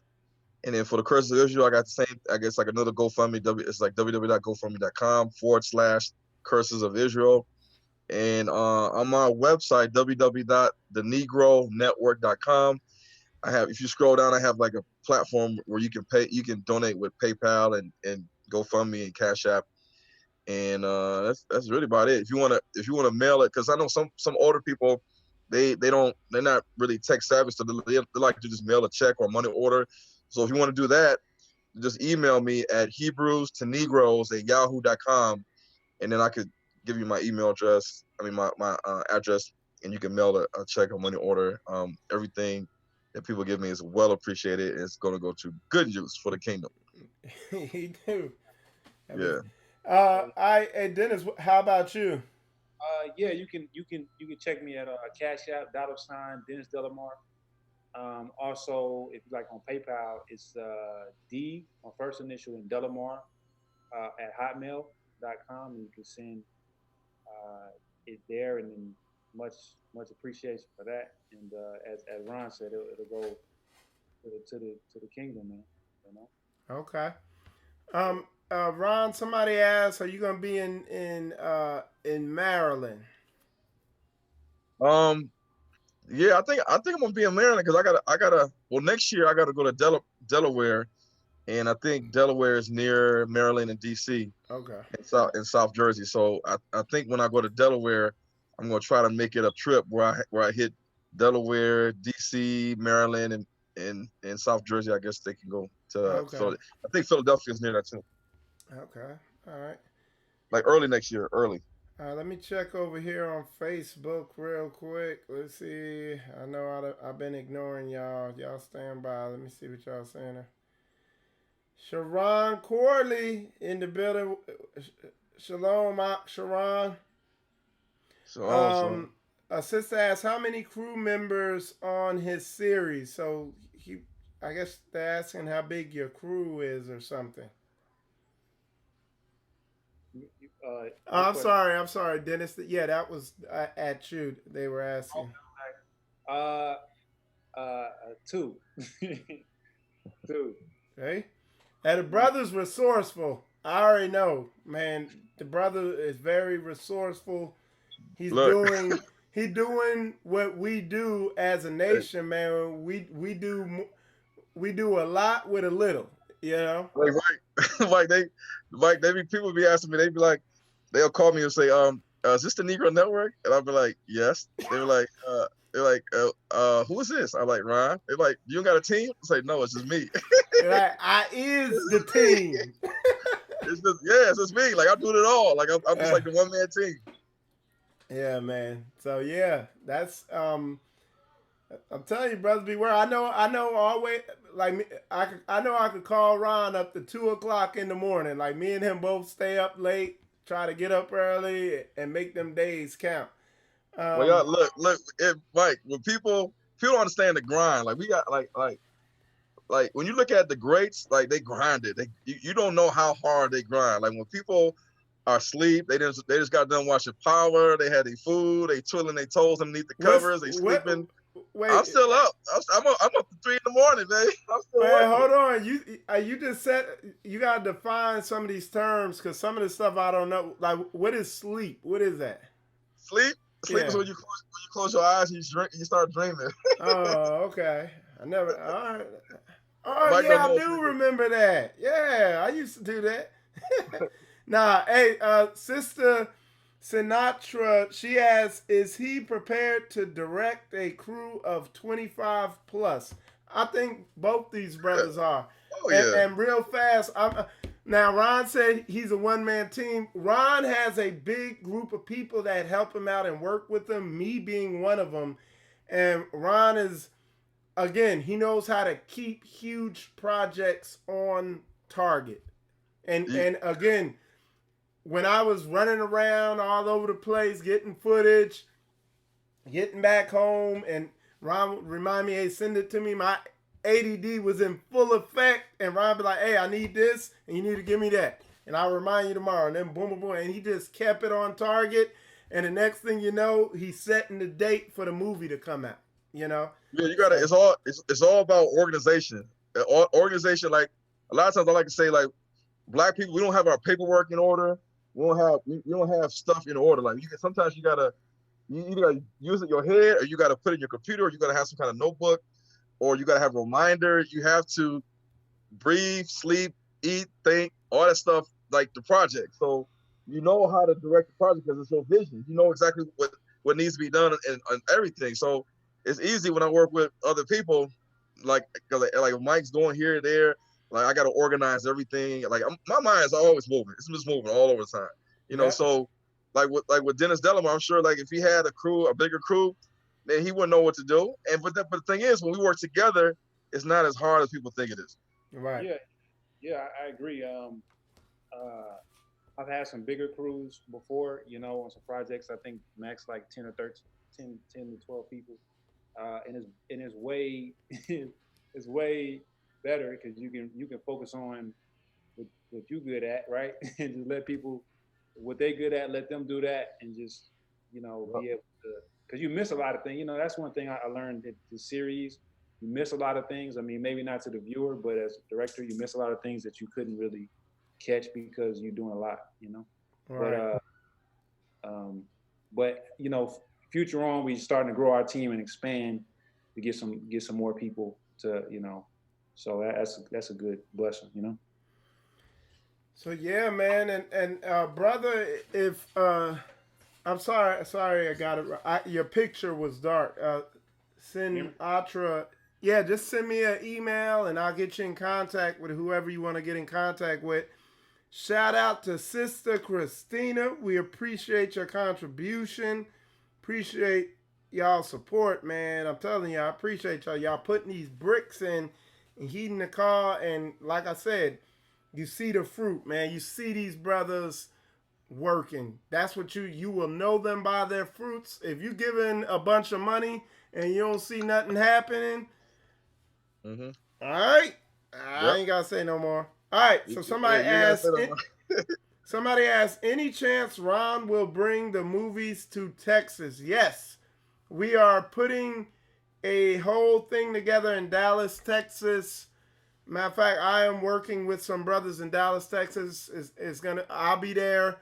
Ron should be there, and Pastor Dow should be there. So we're putting a whole event together in Dallas, Texas, and then maybe a month after that, we'll be in Houston, Texas. So yes, absolutely. We got a lot in work. It's going down, man. So we appreciate everybody's support. All right, I hand it over to y'all. Y'all keep talking. I'm looking for these questions. Word up. Yeah. Dennis, you, whatever you want to say. Somebody asked, what about Candace? I didn't know there were black folks in Kansas. We're gonna get Kansas on the map. But yeah, what about Kansas City, Ron? Dennis? Kansas City. That's my Ron right there. Well, I don't mind going anywhere. We just gotta have the need, and the people have to step up. Like I don't know anybody in Kansas, so you know I can't. Like if somebody just says I want you to come to Kansas, there's one person. Of course, I said, well, you got an assembly, you got some churches, some people that you can draw up, and you can advertise it and get people to come out so that I'm not lugging my whole family to Kansas and there's only like 3 people in the movie theater or the assembly because I got a big family. We roll together, and so I want to make tell them how big that tribe of Ron is. Put it like this: my family can't fit in a suburban truck anymore. A full suburban truck. I need like a Nissan NV, a Sprinter, like T.I. got. Like I got like 8 kids. So most Hebrews don't have 8 kids unless they got multiple wives, probably. He fruitful and multiplying. Yeah. Sister Deborah, I appreciate your contribution to spiritual combat. All praises. Yeah, they said there's a straight way in Kansas City if you're looking for fellowship And to the brother who asked that earlier, there's a straight way in Minnesota, I think you asked. Go ahead. No, I was gonna say, like, when people say, like, I don't like excuses, because and then I don't like people that say, well, it's just too much money. I haven't seen the movie because of this, and that. We make time for what's most important to us. We make time and make a way to spend money or do whatever is most important to us. So when people say, like, my brother came to me, he said, you wrote a book? I said, yeah. He said, how many books you wrote? I said, 4 books. He said, no, you didn't. I said, yes, I did. He said, no, you didn't. I said, yes, I did. No, you didn't. I said, yes, I did. No, yes, sir. I just kept. We did that for like 5 takes. Yes, I did. No, you didn't. Yes, I did. And he was like, but you got 7 kids at the time. I was like, so? I said, what's that supposed to mean? And he said, you did a movie? Yep. Then when I did the second movie, he was like, oh, you did a second movie? I said, yep. If I could do it with 8 kids, and Mary, I got 8 kids. Mike, when you look at YouTube, what are you seeing? You seeing me in New York, New Jersey? Who's next to me? Michael Israel's there. You see him in North Carolina. You see me here. You see me there. Like, like Ron is not just like Nightcrawler and just boop, and I'm just in another place. Like, Ron is driving his vehicle, going to these places. Even when I go to Tampa, Jacksonville, Fort Lauderdale, Hollandale, New Orleans, Ron's putting in work. So it can be done. So I'm out here doing conferences, teaching, as well as doing movies, podcasts, and books.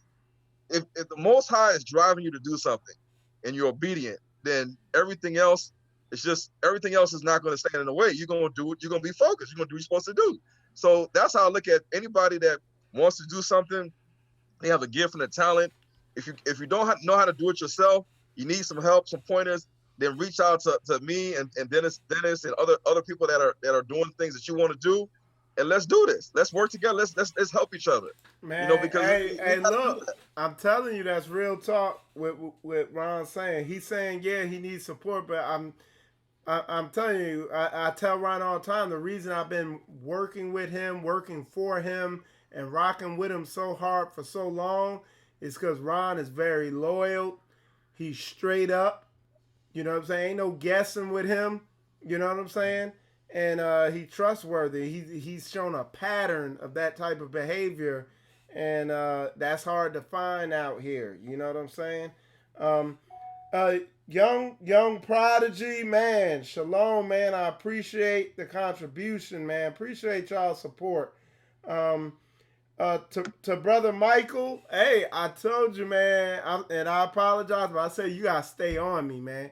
You got my number. You gotta stay blowing me up. Because I'm real busy, and I tell you what, when I come up there, I'm gonna make it, and I'll come on the show whenever you need me to come on, or on I think it's on your radio station, but next time I come through Georgia, I'm gonna make it a mission to make sure I stop through and actually come to the studio and come on your show, And like I said, if you want any of these other brothers, especially Dennis Delemar or Ronald Dalton, to come on your radio show, let me know and I'll get him, Yeah, I come to the studio. I told you, man, when we talked on the phone, you guys stay on top of me because I'll be busy. All right, man, appreciate the contributions. Juanita, Brother Michael, man, I appreciate y'all, man. We need this, man. The Hebrew community. Y'all see the bricks being laid. If they ain't laying bricks, don't put nothing in front of them. But y'all see these brothers done built brick skyscrapers already. So you ain't got nothing to worry about. All right, go ahead. Did y'all have something? No, I guess I just can't wait I can't wait for the day. I don't know, with the way Hollywood is run and the control that the Jews have, that we can see episodic series. Like how you can go to Netflix and Vudu and you can see all these different like movies, and they may have like episodes, like 10 episodes, one season, another second season, like Game of Thrones and all these different things. And people are just so in tune. Like every night that particular week, they're watching Game of Thrones, they're watching Love and Hip Hop, Real Housewives of Atlanta, Power, Empire. I would love to see the day on mainstream TV that we actually see some Hebraic stuff in terms of episodes that we can watch. But we know we know what we're dealing with. We know that, it'll be almost like signing up for your own demise if you allow mainstream TV to start declaring and showing the truth about these so-called Negro African Americans that are now seeing that we're the Israelites. Right. Yeah. And I would take it to another level. I think it's gonna be a point where they ain't gonna have no choice. Mm-hmm.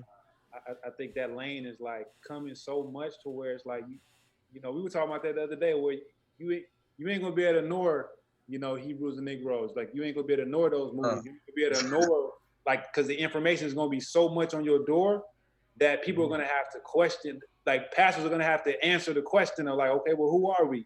Just like they were having that TI thing, and they were asking like, okay, we ain't black, we ain't African American. Like, it's coming to people's doors sooner or later, to where you can't hide. You know what?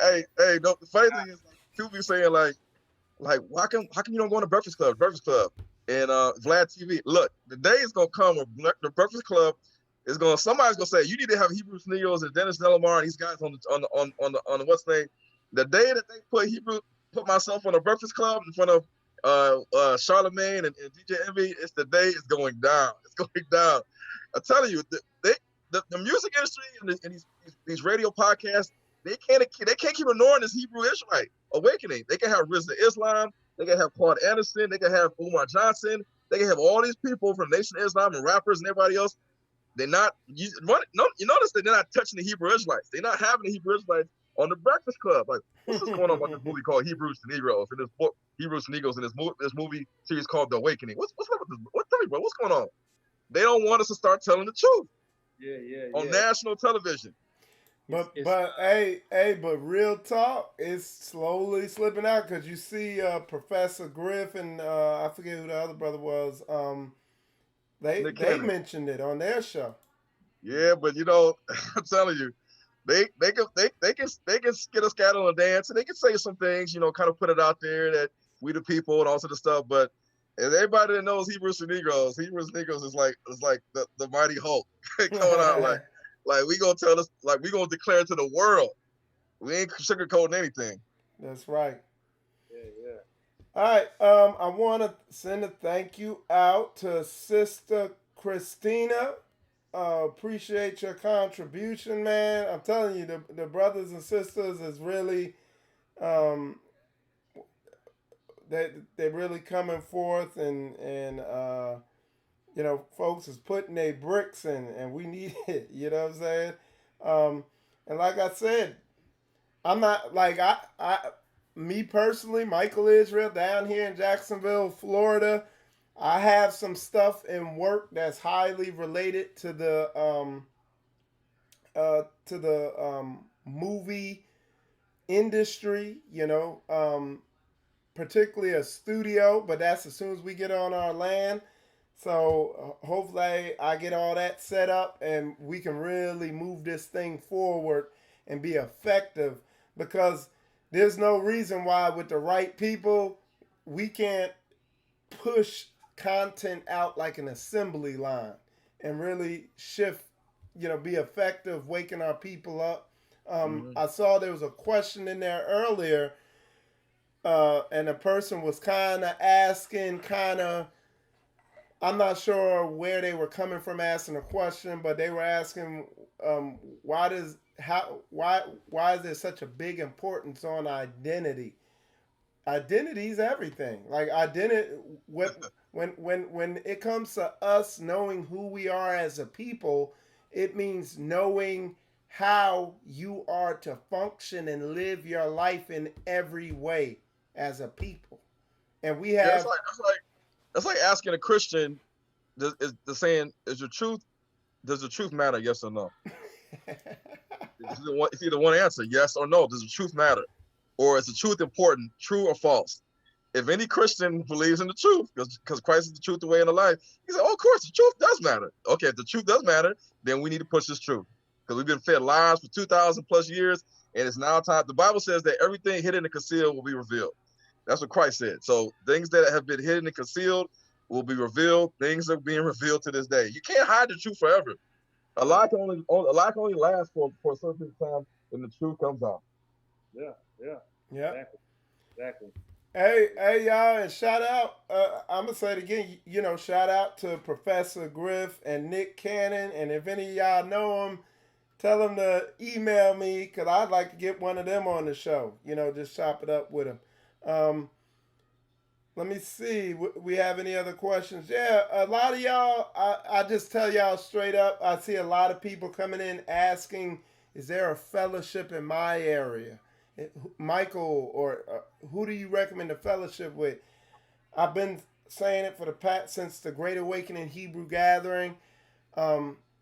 After being around the Hebrew community and doing a lot of traveling and fellowshipping a lot in different places, the people I recommend to fellowship with, and this is from traveling around, dealing with different people, and just dealing with these people, was Straightway. I visited a Straightway community in Houston. I visited Pastor Dal at Straightway, Tennessee. Visit Straightway up there where Ron's at. And I've met Straightway brothers passing through here in Jacksonville, Florida. And consistently, they truly have a spirit of brotherhood on them. And I feel totally confident sending people that way because I know that, the people that they have over there, and they have congregations in every single state, brothers who meet up on Shabbats there. So just call the dining hall number that's behind Pastor Dow, and that will, you could go check them out and feel them out for yourself. Discern their spirits. Can you tell me where your church is in Jacksonville? I ain't got no church out here. We fellowship every Shabbat on land. We got some land with a home on it and everything, and that's where we all go to fellowship. If you want to come out and fellowship with the family, just send me an email. That email that's right there on the screen. We had an amazing Shabbat this past weekend, and then we all went to the gun show. And no, I did not buy that grenade launcher that I took a picture with. It was something they had there, and I took a picture with it. So everybody was freaking out about that. I just took a picture with it. It looked cool. I did not leave the gun show with the grenade launcher. Negroes can't have guns now. We can't have no guns for Negroes. We're supposed to be professionalists in America. Yeah. We're supposed to have a butter knife. That's what they want us to have, this butter knives for protection. This is a new day. Hey, Bradenton. I don't know. Where's Anybody know where Bradenton is? No, I don't know where that's Bradenton in Florida? Somebody was asking, "Hey, Michael, what is closer to me?" I'm in Brandington. I don't know where that's at. Upstate New York in Brandington. Any brothers up there? Yeah, there's Straightways everywhere. Also, Brother Judah is in upstate New York. The NMP Knesset Yeshua. It's called Knesset Yeshua on YouTube. That was beautiful. Okay. All right. So I don't want to leave Facebook out. So, okay. No questions on there. So that's good. All right. I'm going to make another sweep to my channel. Did you have anything? Yeah, I just want to say, people need to understand this awakening is happening global. And I want to give a shout out because I've actually spoken to people and conversated with people in Polynesia, like Fiji and Samoa, Australia, Papua New Guinea, the Philippines. So they're watching. People are watching worldwide, and we got brothers over there that have Israelite ancestry, and you guys are going to see the truth. You guys are going to see what they've been hiding from us. Because what Western news and Western history and education, they teach us their history. If you go over to Iraq, if you was born and raised in Iraq, they teach history about Central Asia, Attila the Hun, Genghis Khan, the Genghis Khan's brothers and sisters and sons, and they're all the type of wars that happen with the Khan's people and the Huns people. We don't get taught about that stuff in America. In America, we get Black History Month, we get Abraham Lincoln, George Washington, Frederick Douglass, Sojourner the Truth. We don't get taught the stuff that's happening in the whole world. People don't really understand the stuff that went down in Pacific Islands and Australia, Tasmania. A lot of Black people today, if you ask them, what's Tasmania? You know where that's at? They were like, oh, Tasmanian Devil? I mean, Looney Tunes? A lot of people don't know what happened in Tasmania. And a lot of people don't know about blackbirding, the Pacific Ocean slave trade, Polynesia, Melanesia, the British, the French, the Germans, the Portuguese. They do not know what happened on that side over there. And so even in Africa, now you have the Bounces people. Shout out to all the Bounces people that have been connecting with me. They're from Benin, Edo, Adibio, Efe, Yoruba, Igbo, the Ga, the Eves, the Shantis, the Fantis, the Fan, the Mandingo, the Kikuyu, the Kisi, the Kamba, the Luya, the Xhosa, the Zulu. There's so many people, Kikongo, that's been reaching out, and you got people just like us that's over there spreading the truth about we're the real Israelites, and they see the different nations that are coming in. They see how the Jews are going over there asking questions, want to know this and know that. So yeah, it's a lot of stuff going on. I'm excited. And real fast, brother, yeah, when we have our Shabbats, I have people coming from Tampa, from Orlando, from all over Florida, and we fellowship up here in Jacksonville. Once we get a good witness on brothers and sisters, we have places for them to stay, so everybody ain't wasting all their money on hotels, and we're really trying to build. We got a community mind to eventually come together on a higher level than just having a social club meeting. So, yeah, man, it's awesome out here. Like I said, you're welcome to visit. Just send me an email, all right? So, let's see. Hey, Mike, peep this. Uh-huh. Peep this. We have Amazon, right? We have Amazon. Amazon's a global seller of books and DVDs and all types of stuff. Why does Africa don't have Amazon? Africa don't have Amazon. Why not? Why does the Caribbean? There's no Amazon.Jamaica, Amazon.Cuba, Amazon.Trinidad and Tobago. I didn't know that. Why not? It's a control thing, I think. When you look at Australia, who really colonized right now Australia? The British. They have Amazon, but Polynesia, Melanesia, Micronesia, these black people that's over there, they got afros and stuff. They don't have Amazon. You know what? It's a lot of stuff that's going on in this world today. But with the age of the internet, things are getting out there. Even without Amazon, people are starting to see things and starting to wake up. And what we're doing over here in America, they're seeing over there. Even if their Wi-Fi is not strong, they can just get on Wi-Fi every day, every hour of the day. They're still finding out the truth.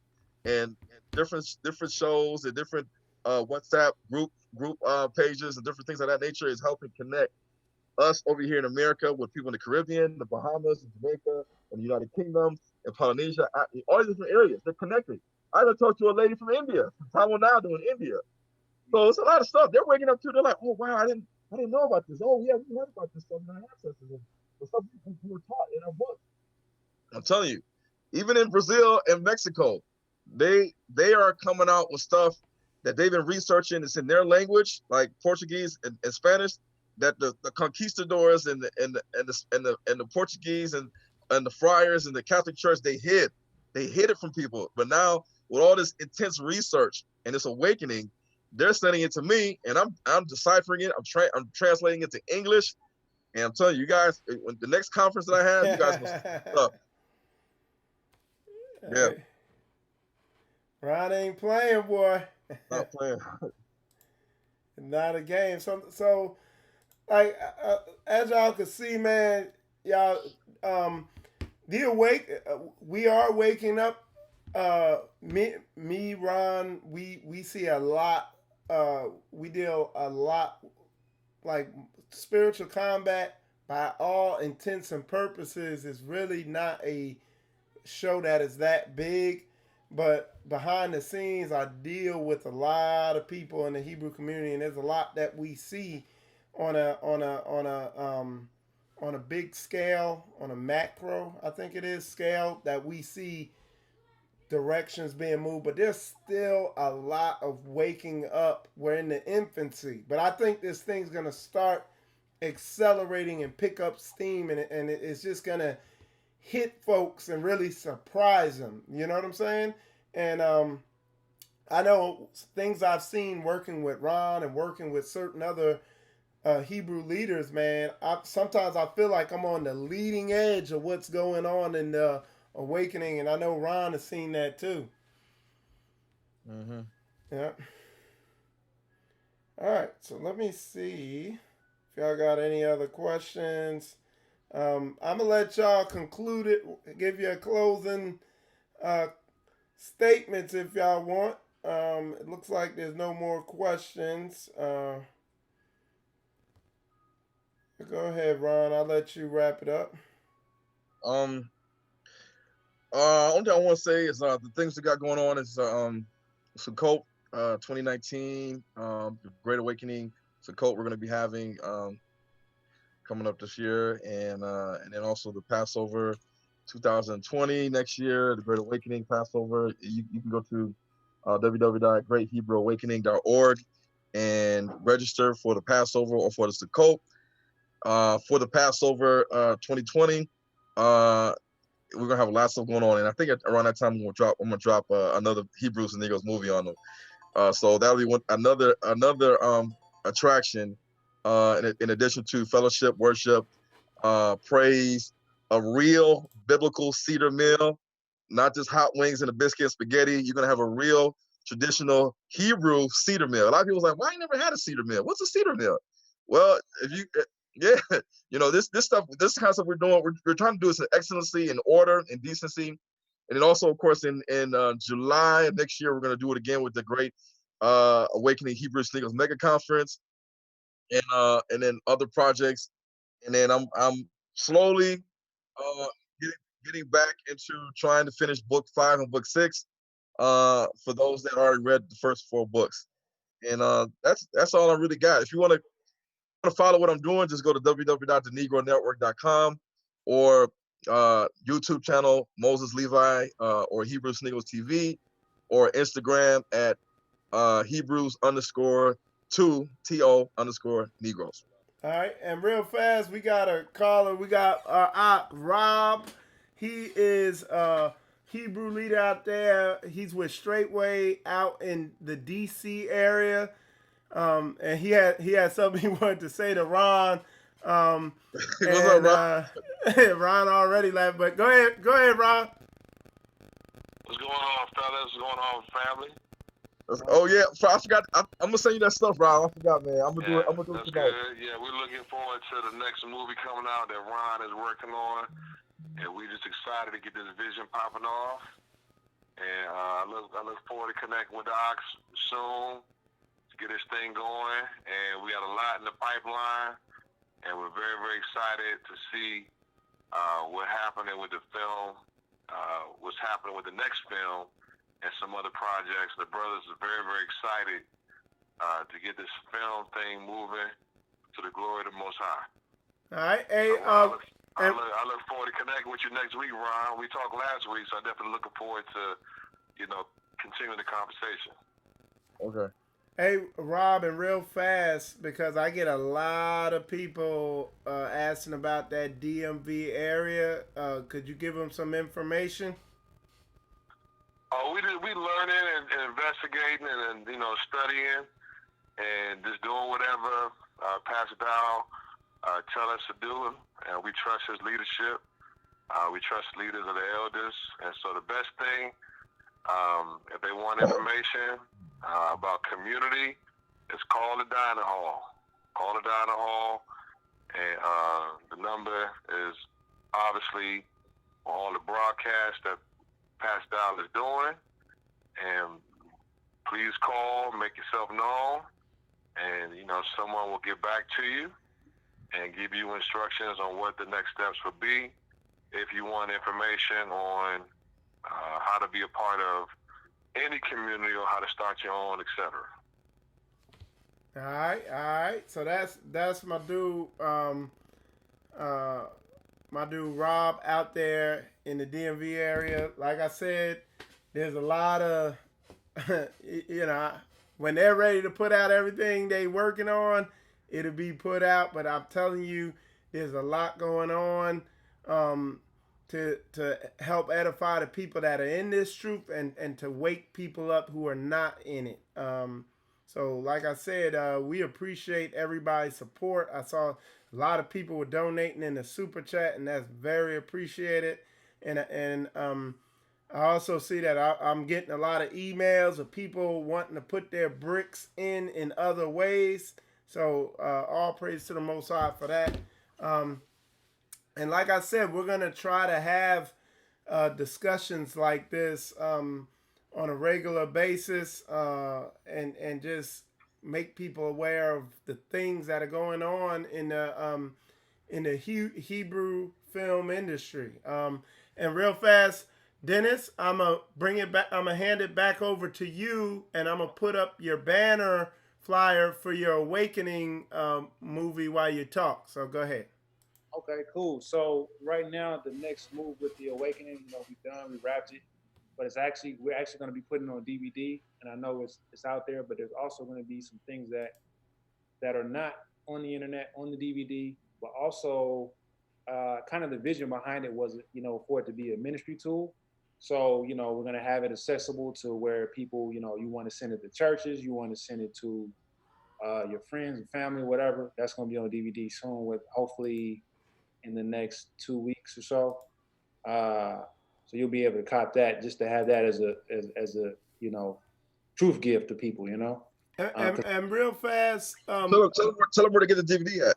Yeah, and make sure you guys go over there and subscribe to Dennis's YouTube page and hit that notification bell so you know when he uploads something. But go ahead, Dennis. I'm handing it back over to you. Yeah. So good point, Ron. So I'm gonna be putting the video out on the YouTube channel, but it's gonna be on zanstudios.com. So we're actually building that website right now, and that'll be out soon. So it'll be on there. You'll be able to order from there. And get it straight to you, and we'll kind of have a deal too, where if you like hitting the streets, if you're on the street team and you want to get like 5-10 copies, be able to get it at a really good price, so you can do the thing, out there. So that's the next thing up, and then we'll start filming. We'll start filming Willie Lynch next month. And some other things. There's some other teasers to be dropping. Willie Lynch gonna kill him. Excited, man. I'm gonna pray for you tonight. It's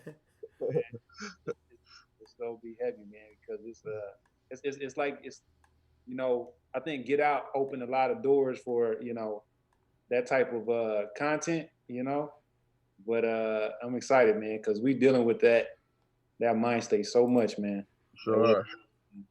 All right, so you guys make sure if you're on Facebook, go ahead and send a friend request to that brother.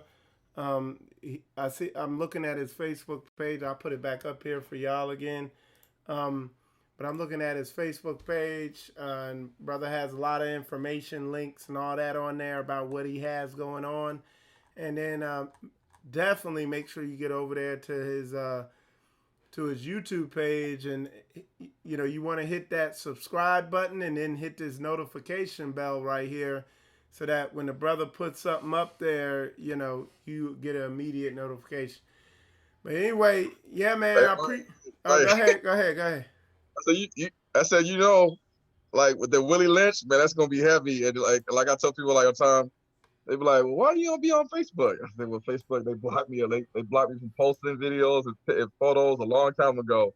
And I even tried, like Lawrence knows, I tried to do Instagram ads and pay for the ads. Like they used to do it, but now they stopped doing it. I think they caught on to me like, we can't allow this Hebrew Sneakers guy to do a $140 Instagram ad and pay for it and ship it out to different countries, because you can see the impressions you get when you do an Instagram ad, but Instagram, they don't do it no more for me. Like, and then even like I tell people like SBA Theater, like, oh, why don't you come to New York? Why don't you come to New York? I said, I'll try to go to New York.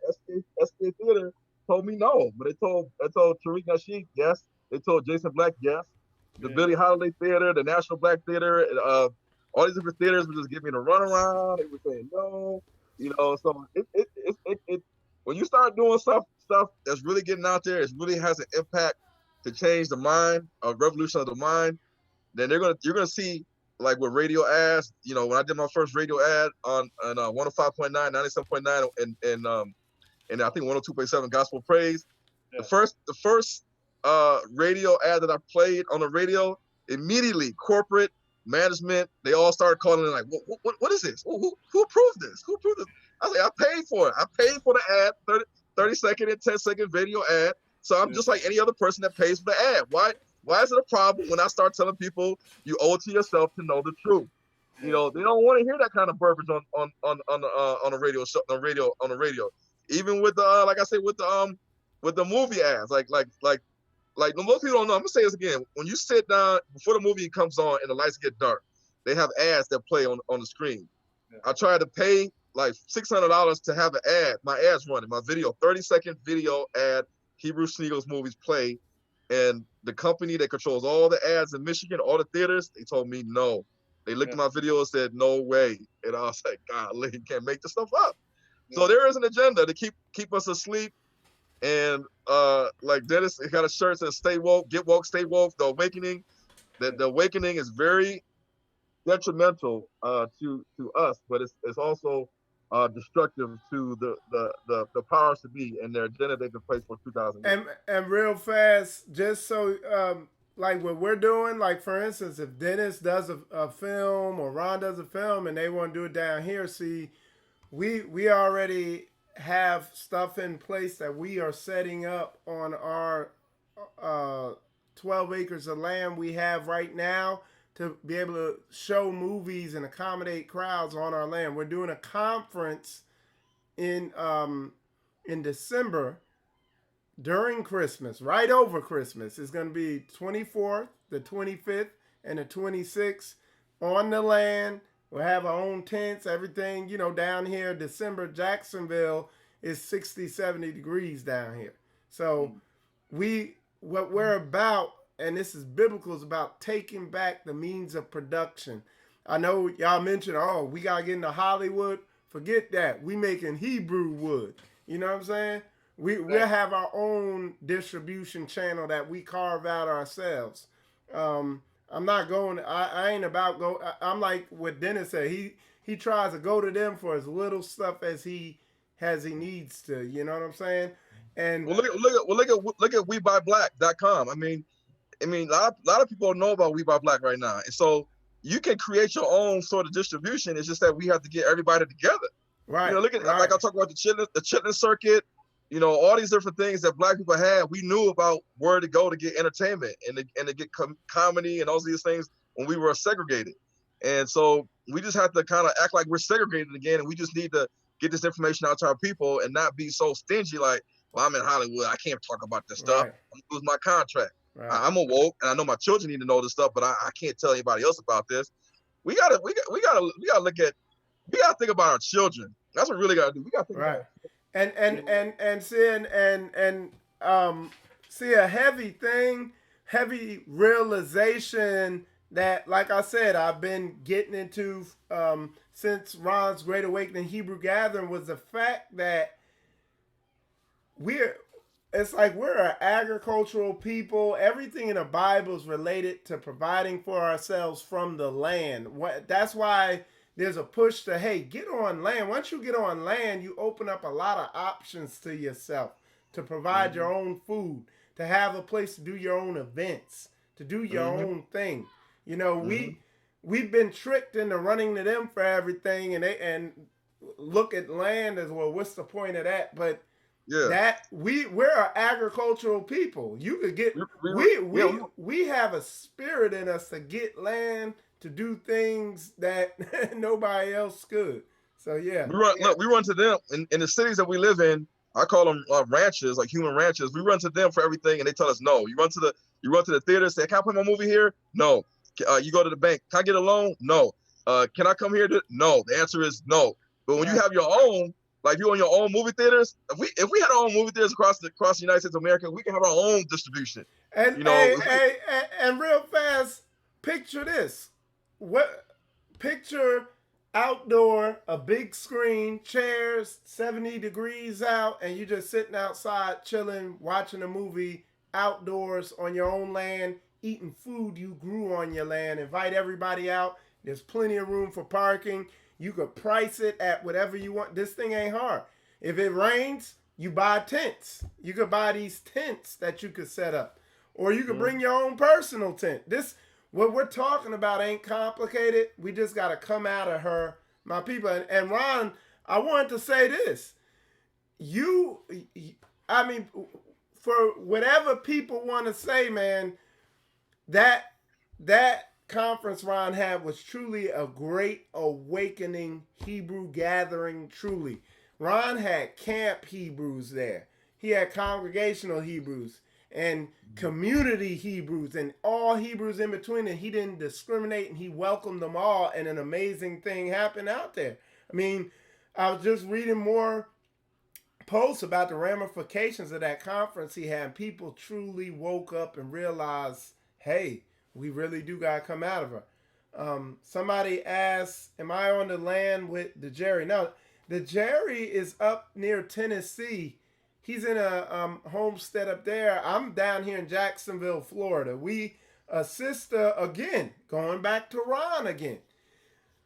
A sister who followed Ron saw me and started following me and realized, she's seen all the work. And she said, hey, Michael, I want to make you a steward of this 12 acres I have. And that's where we have our Shabbats at.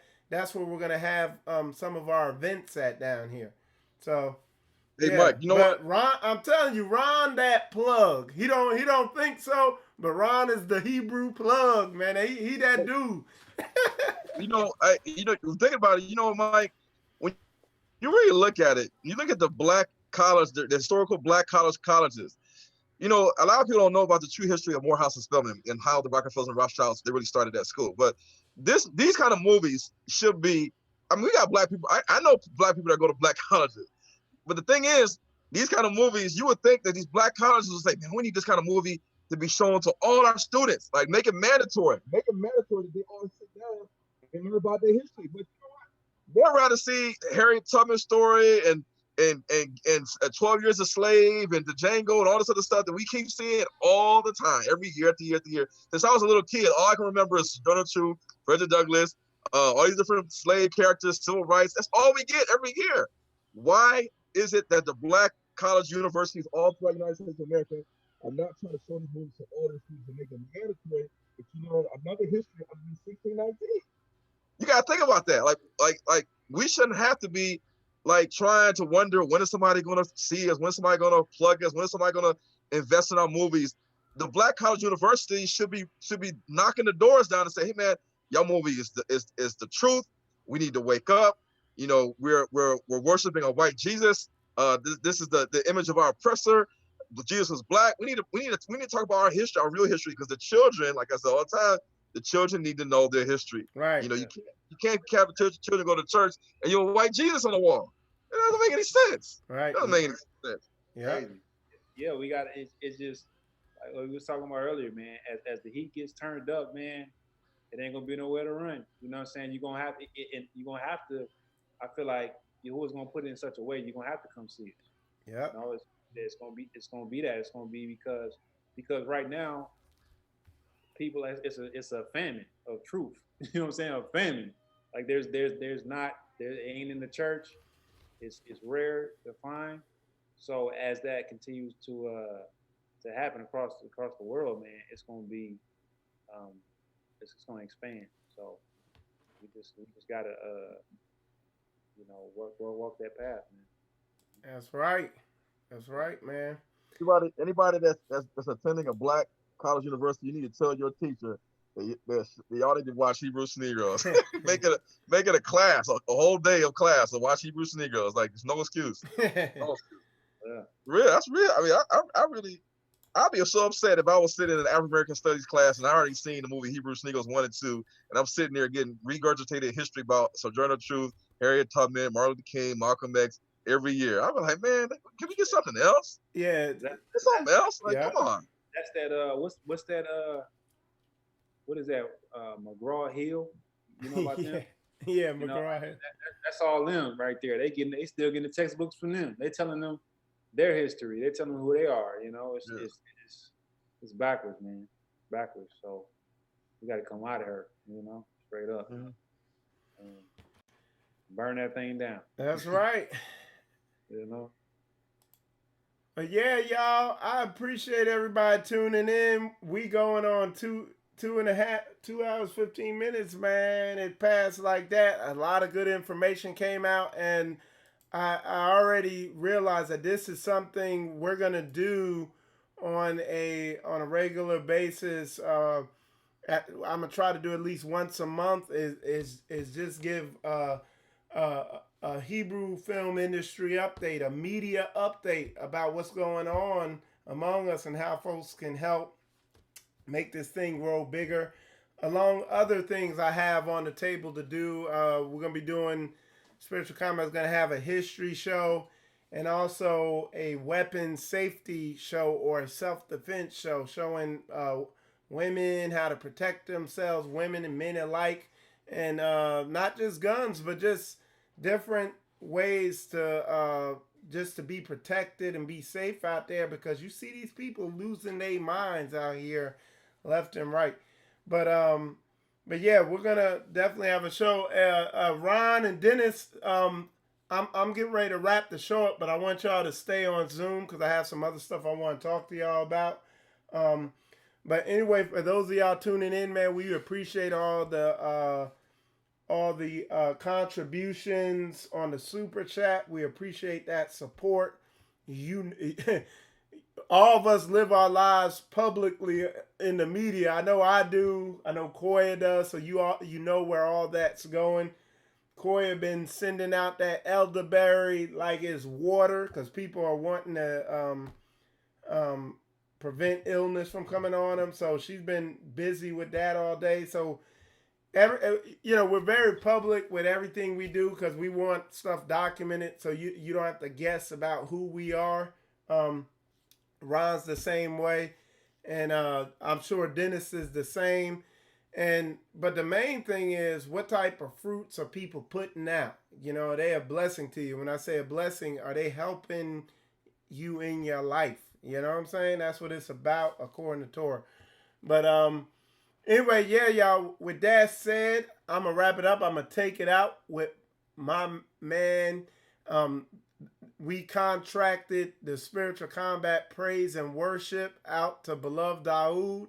And this is his song, Yahuwah is the Best. Shalom, y'all. Yeah. For real. Mind calls. I'm on my 613. Yeah. Woo. No way. He ain't even gotta guess. Yeah, that way. Yahuwah is the best. No way. Yeah, he ain't gotta guess. Yeah, that way. Yahuwah is the best. Yeah, Yahuwah is the best. Yeah, Yahuwah is the best. No way. He ain't even gotta guess. You know who I came with? Yeah, Yahuwah is the best. Yahuwah every time keep Torah on my mind. Yeah, I'm working on me day.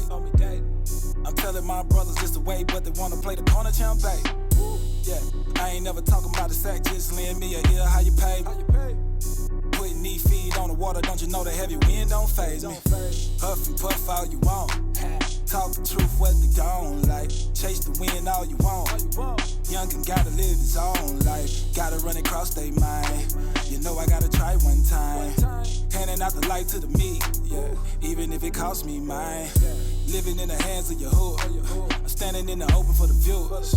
Only do the will of my father. Taking on my role ain't a bother. Yeah. What these folk thinking, yeah, I'm cool with the work. I ain't never had it easy. I'm trusting in Yahuwah with my all because I know that he would never leave. Been involved with the worst. I thank the Father for the mercy. 9 days is the worst. I'm never hungry, never thirsty. Torah got me feeling like a winner.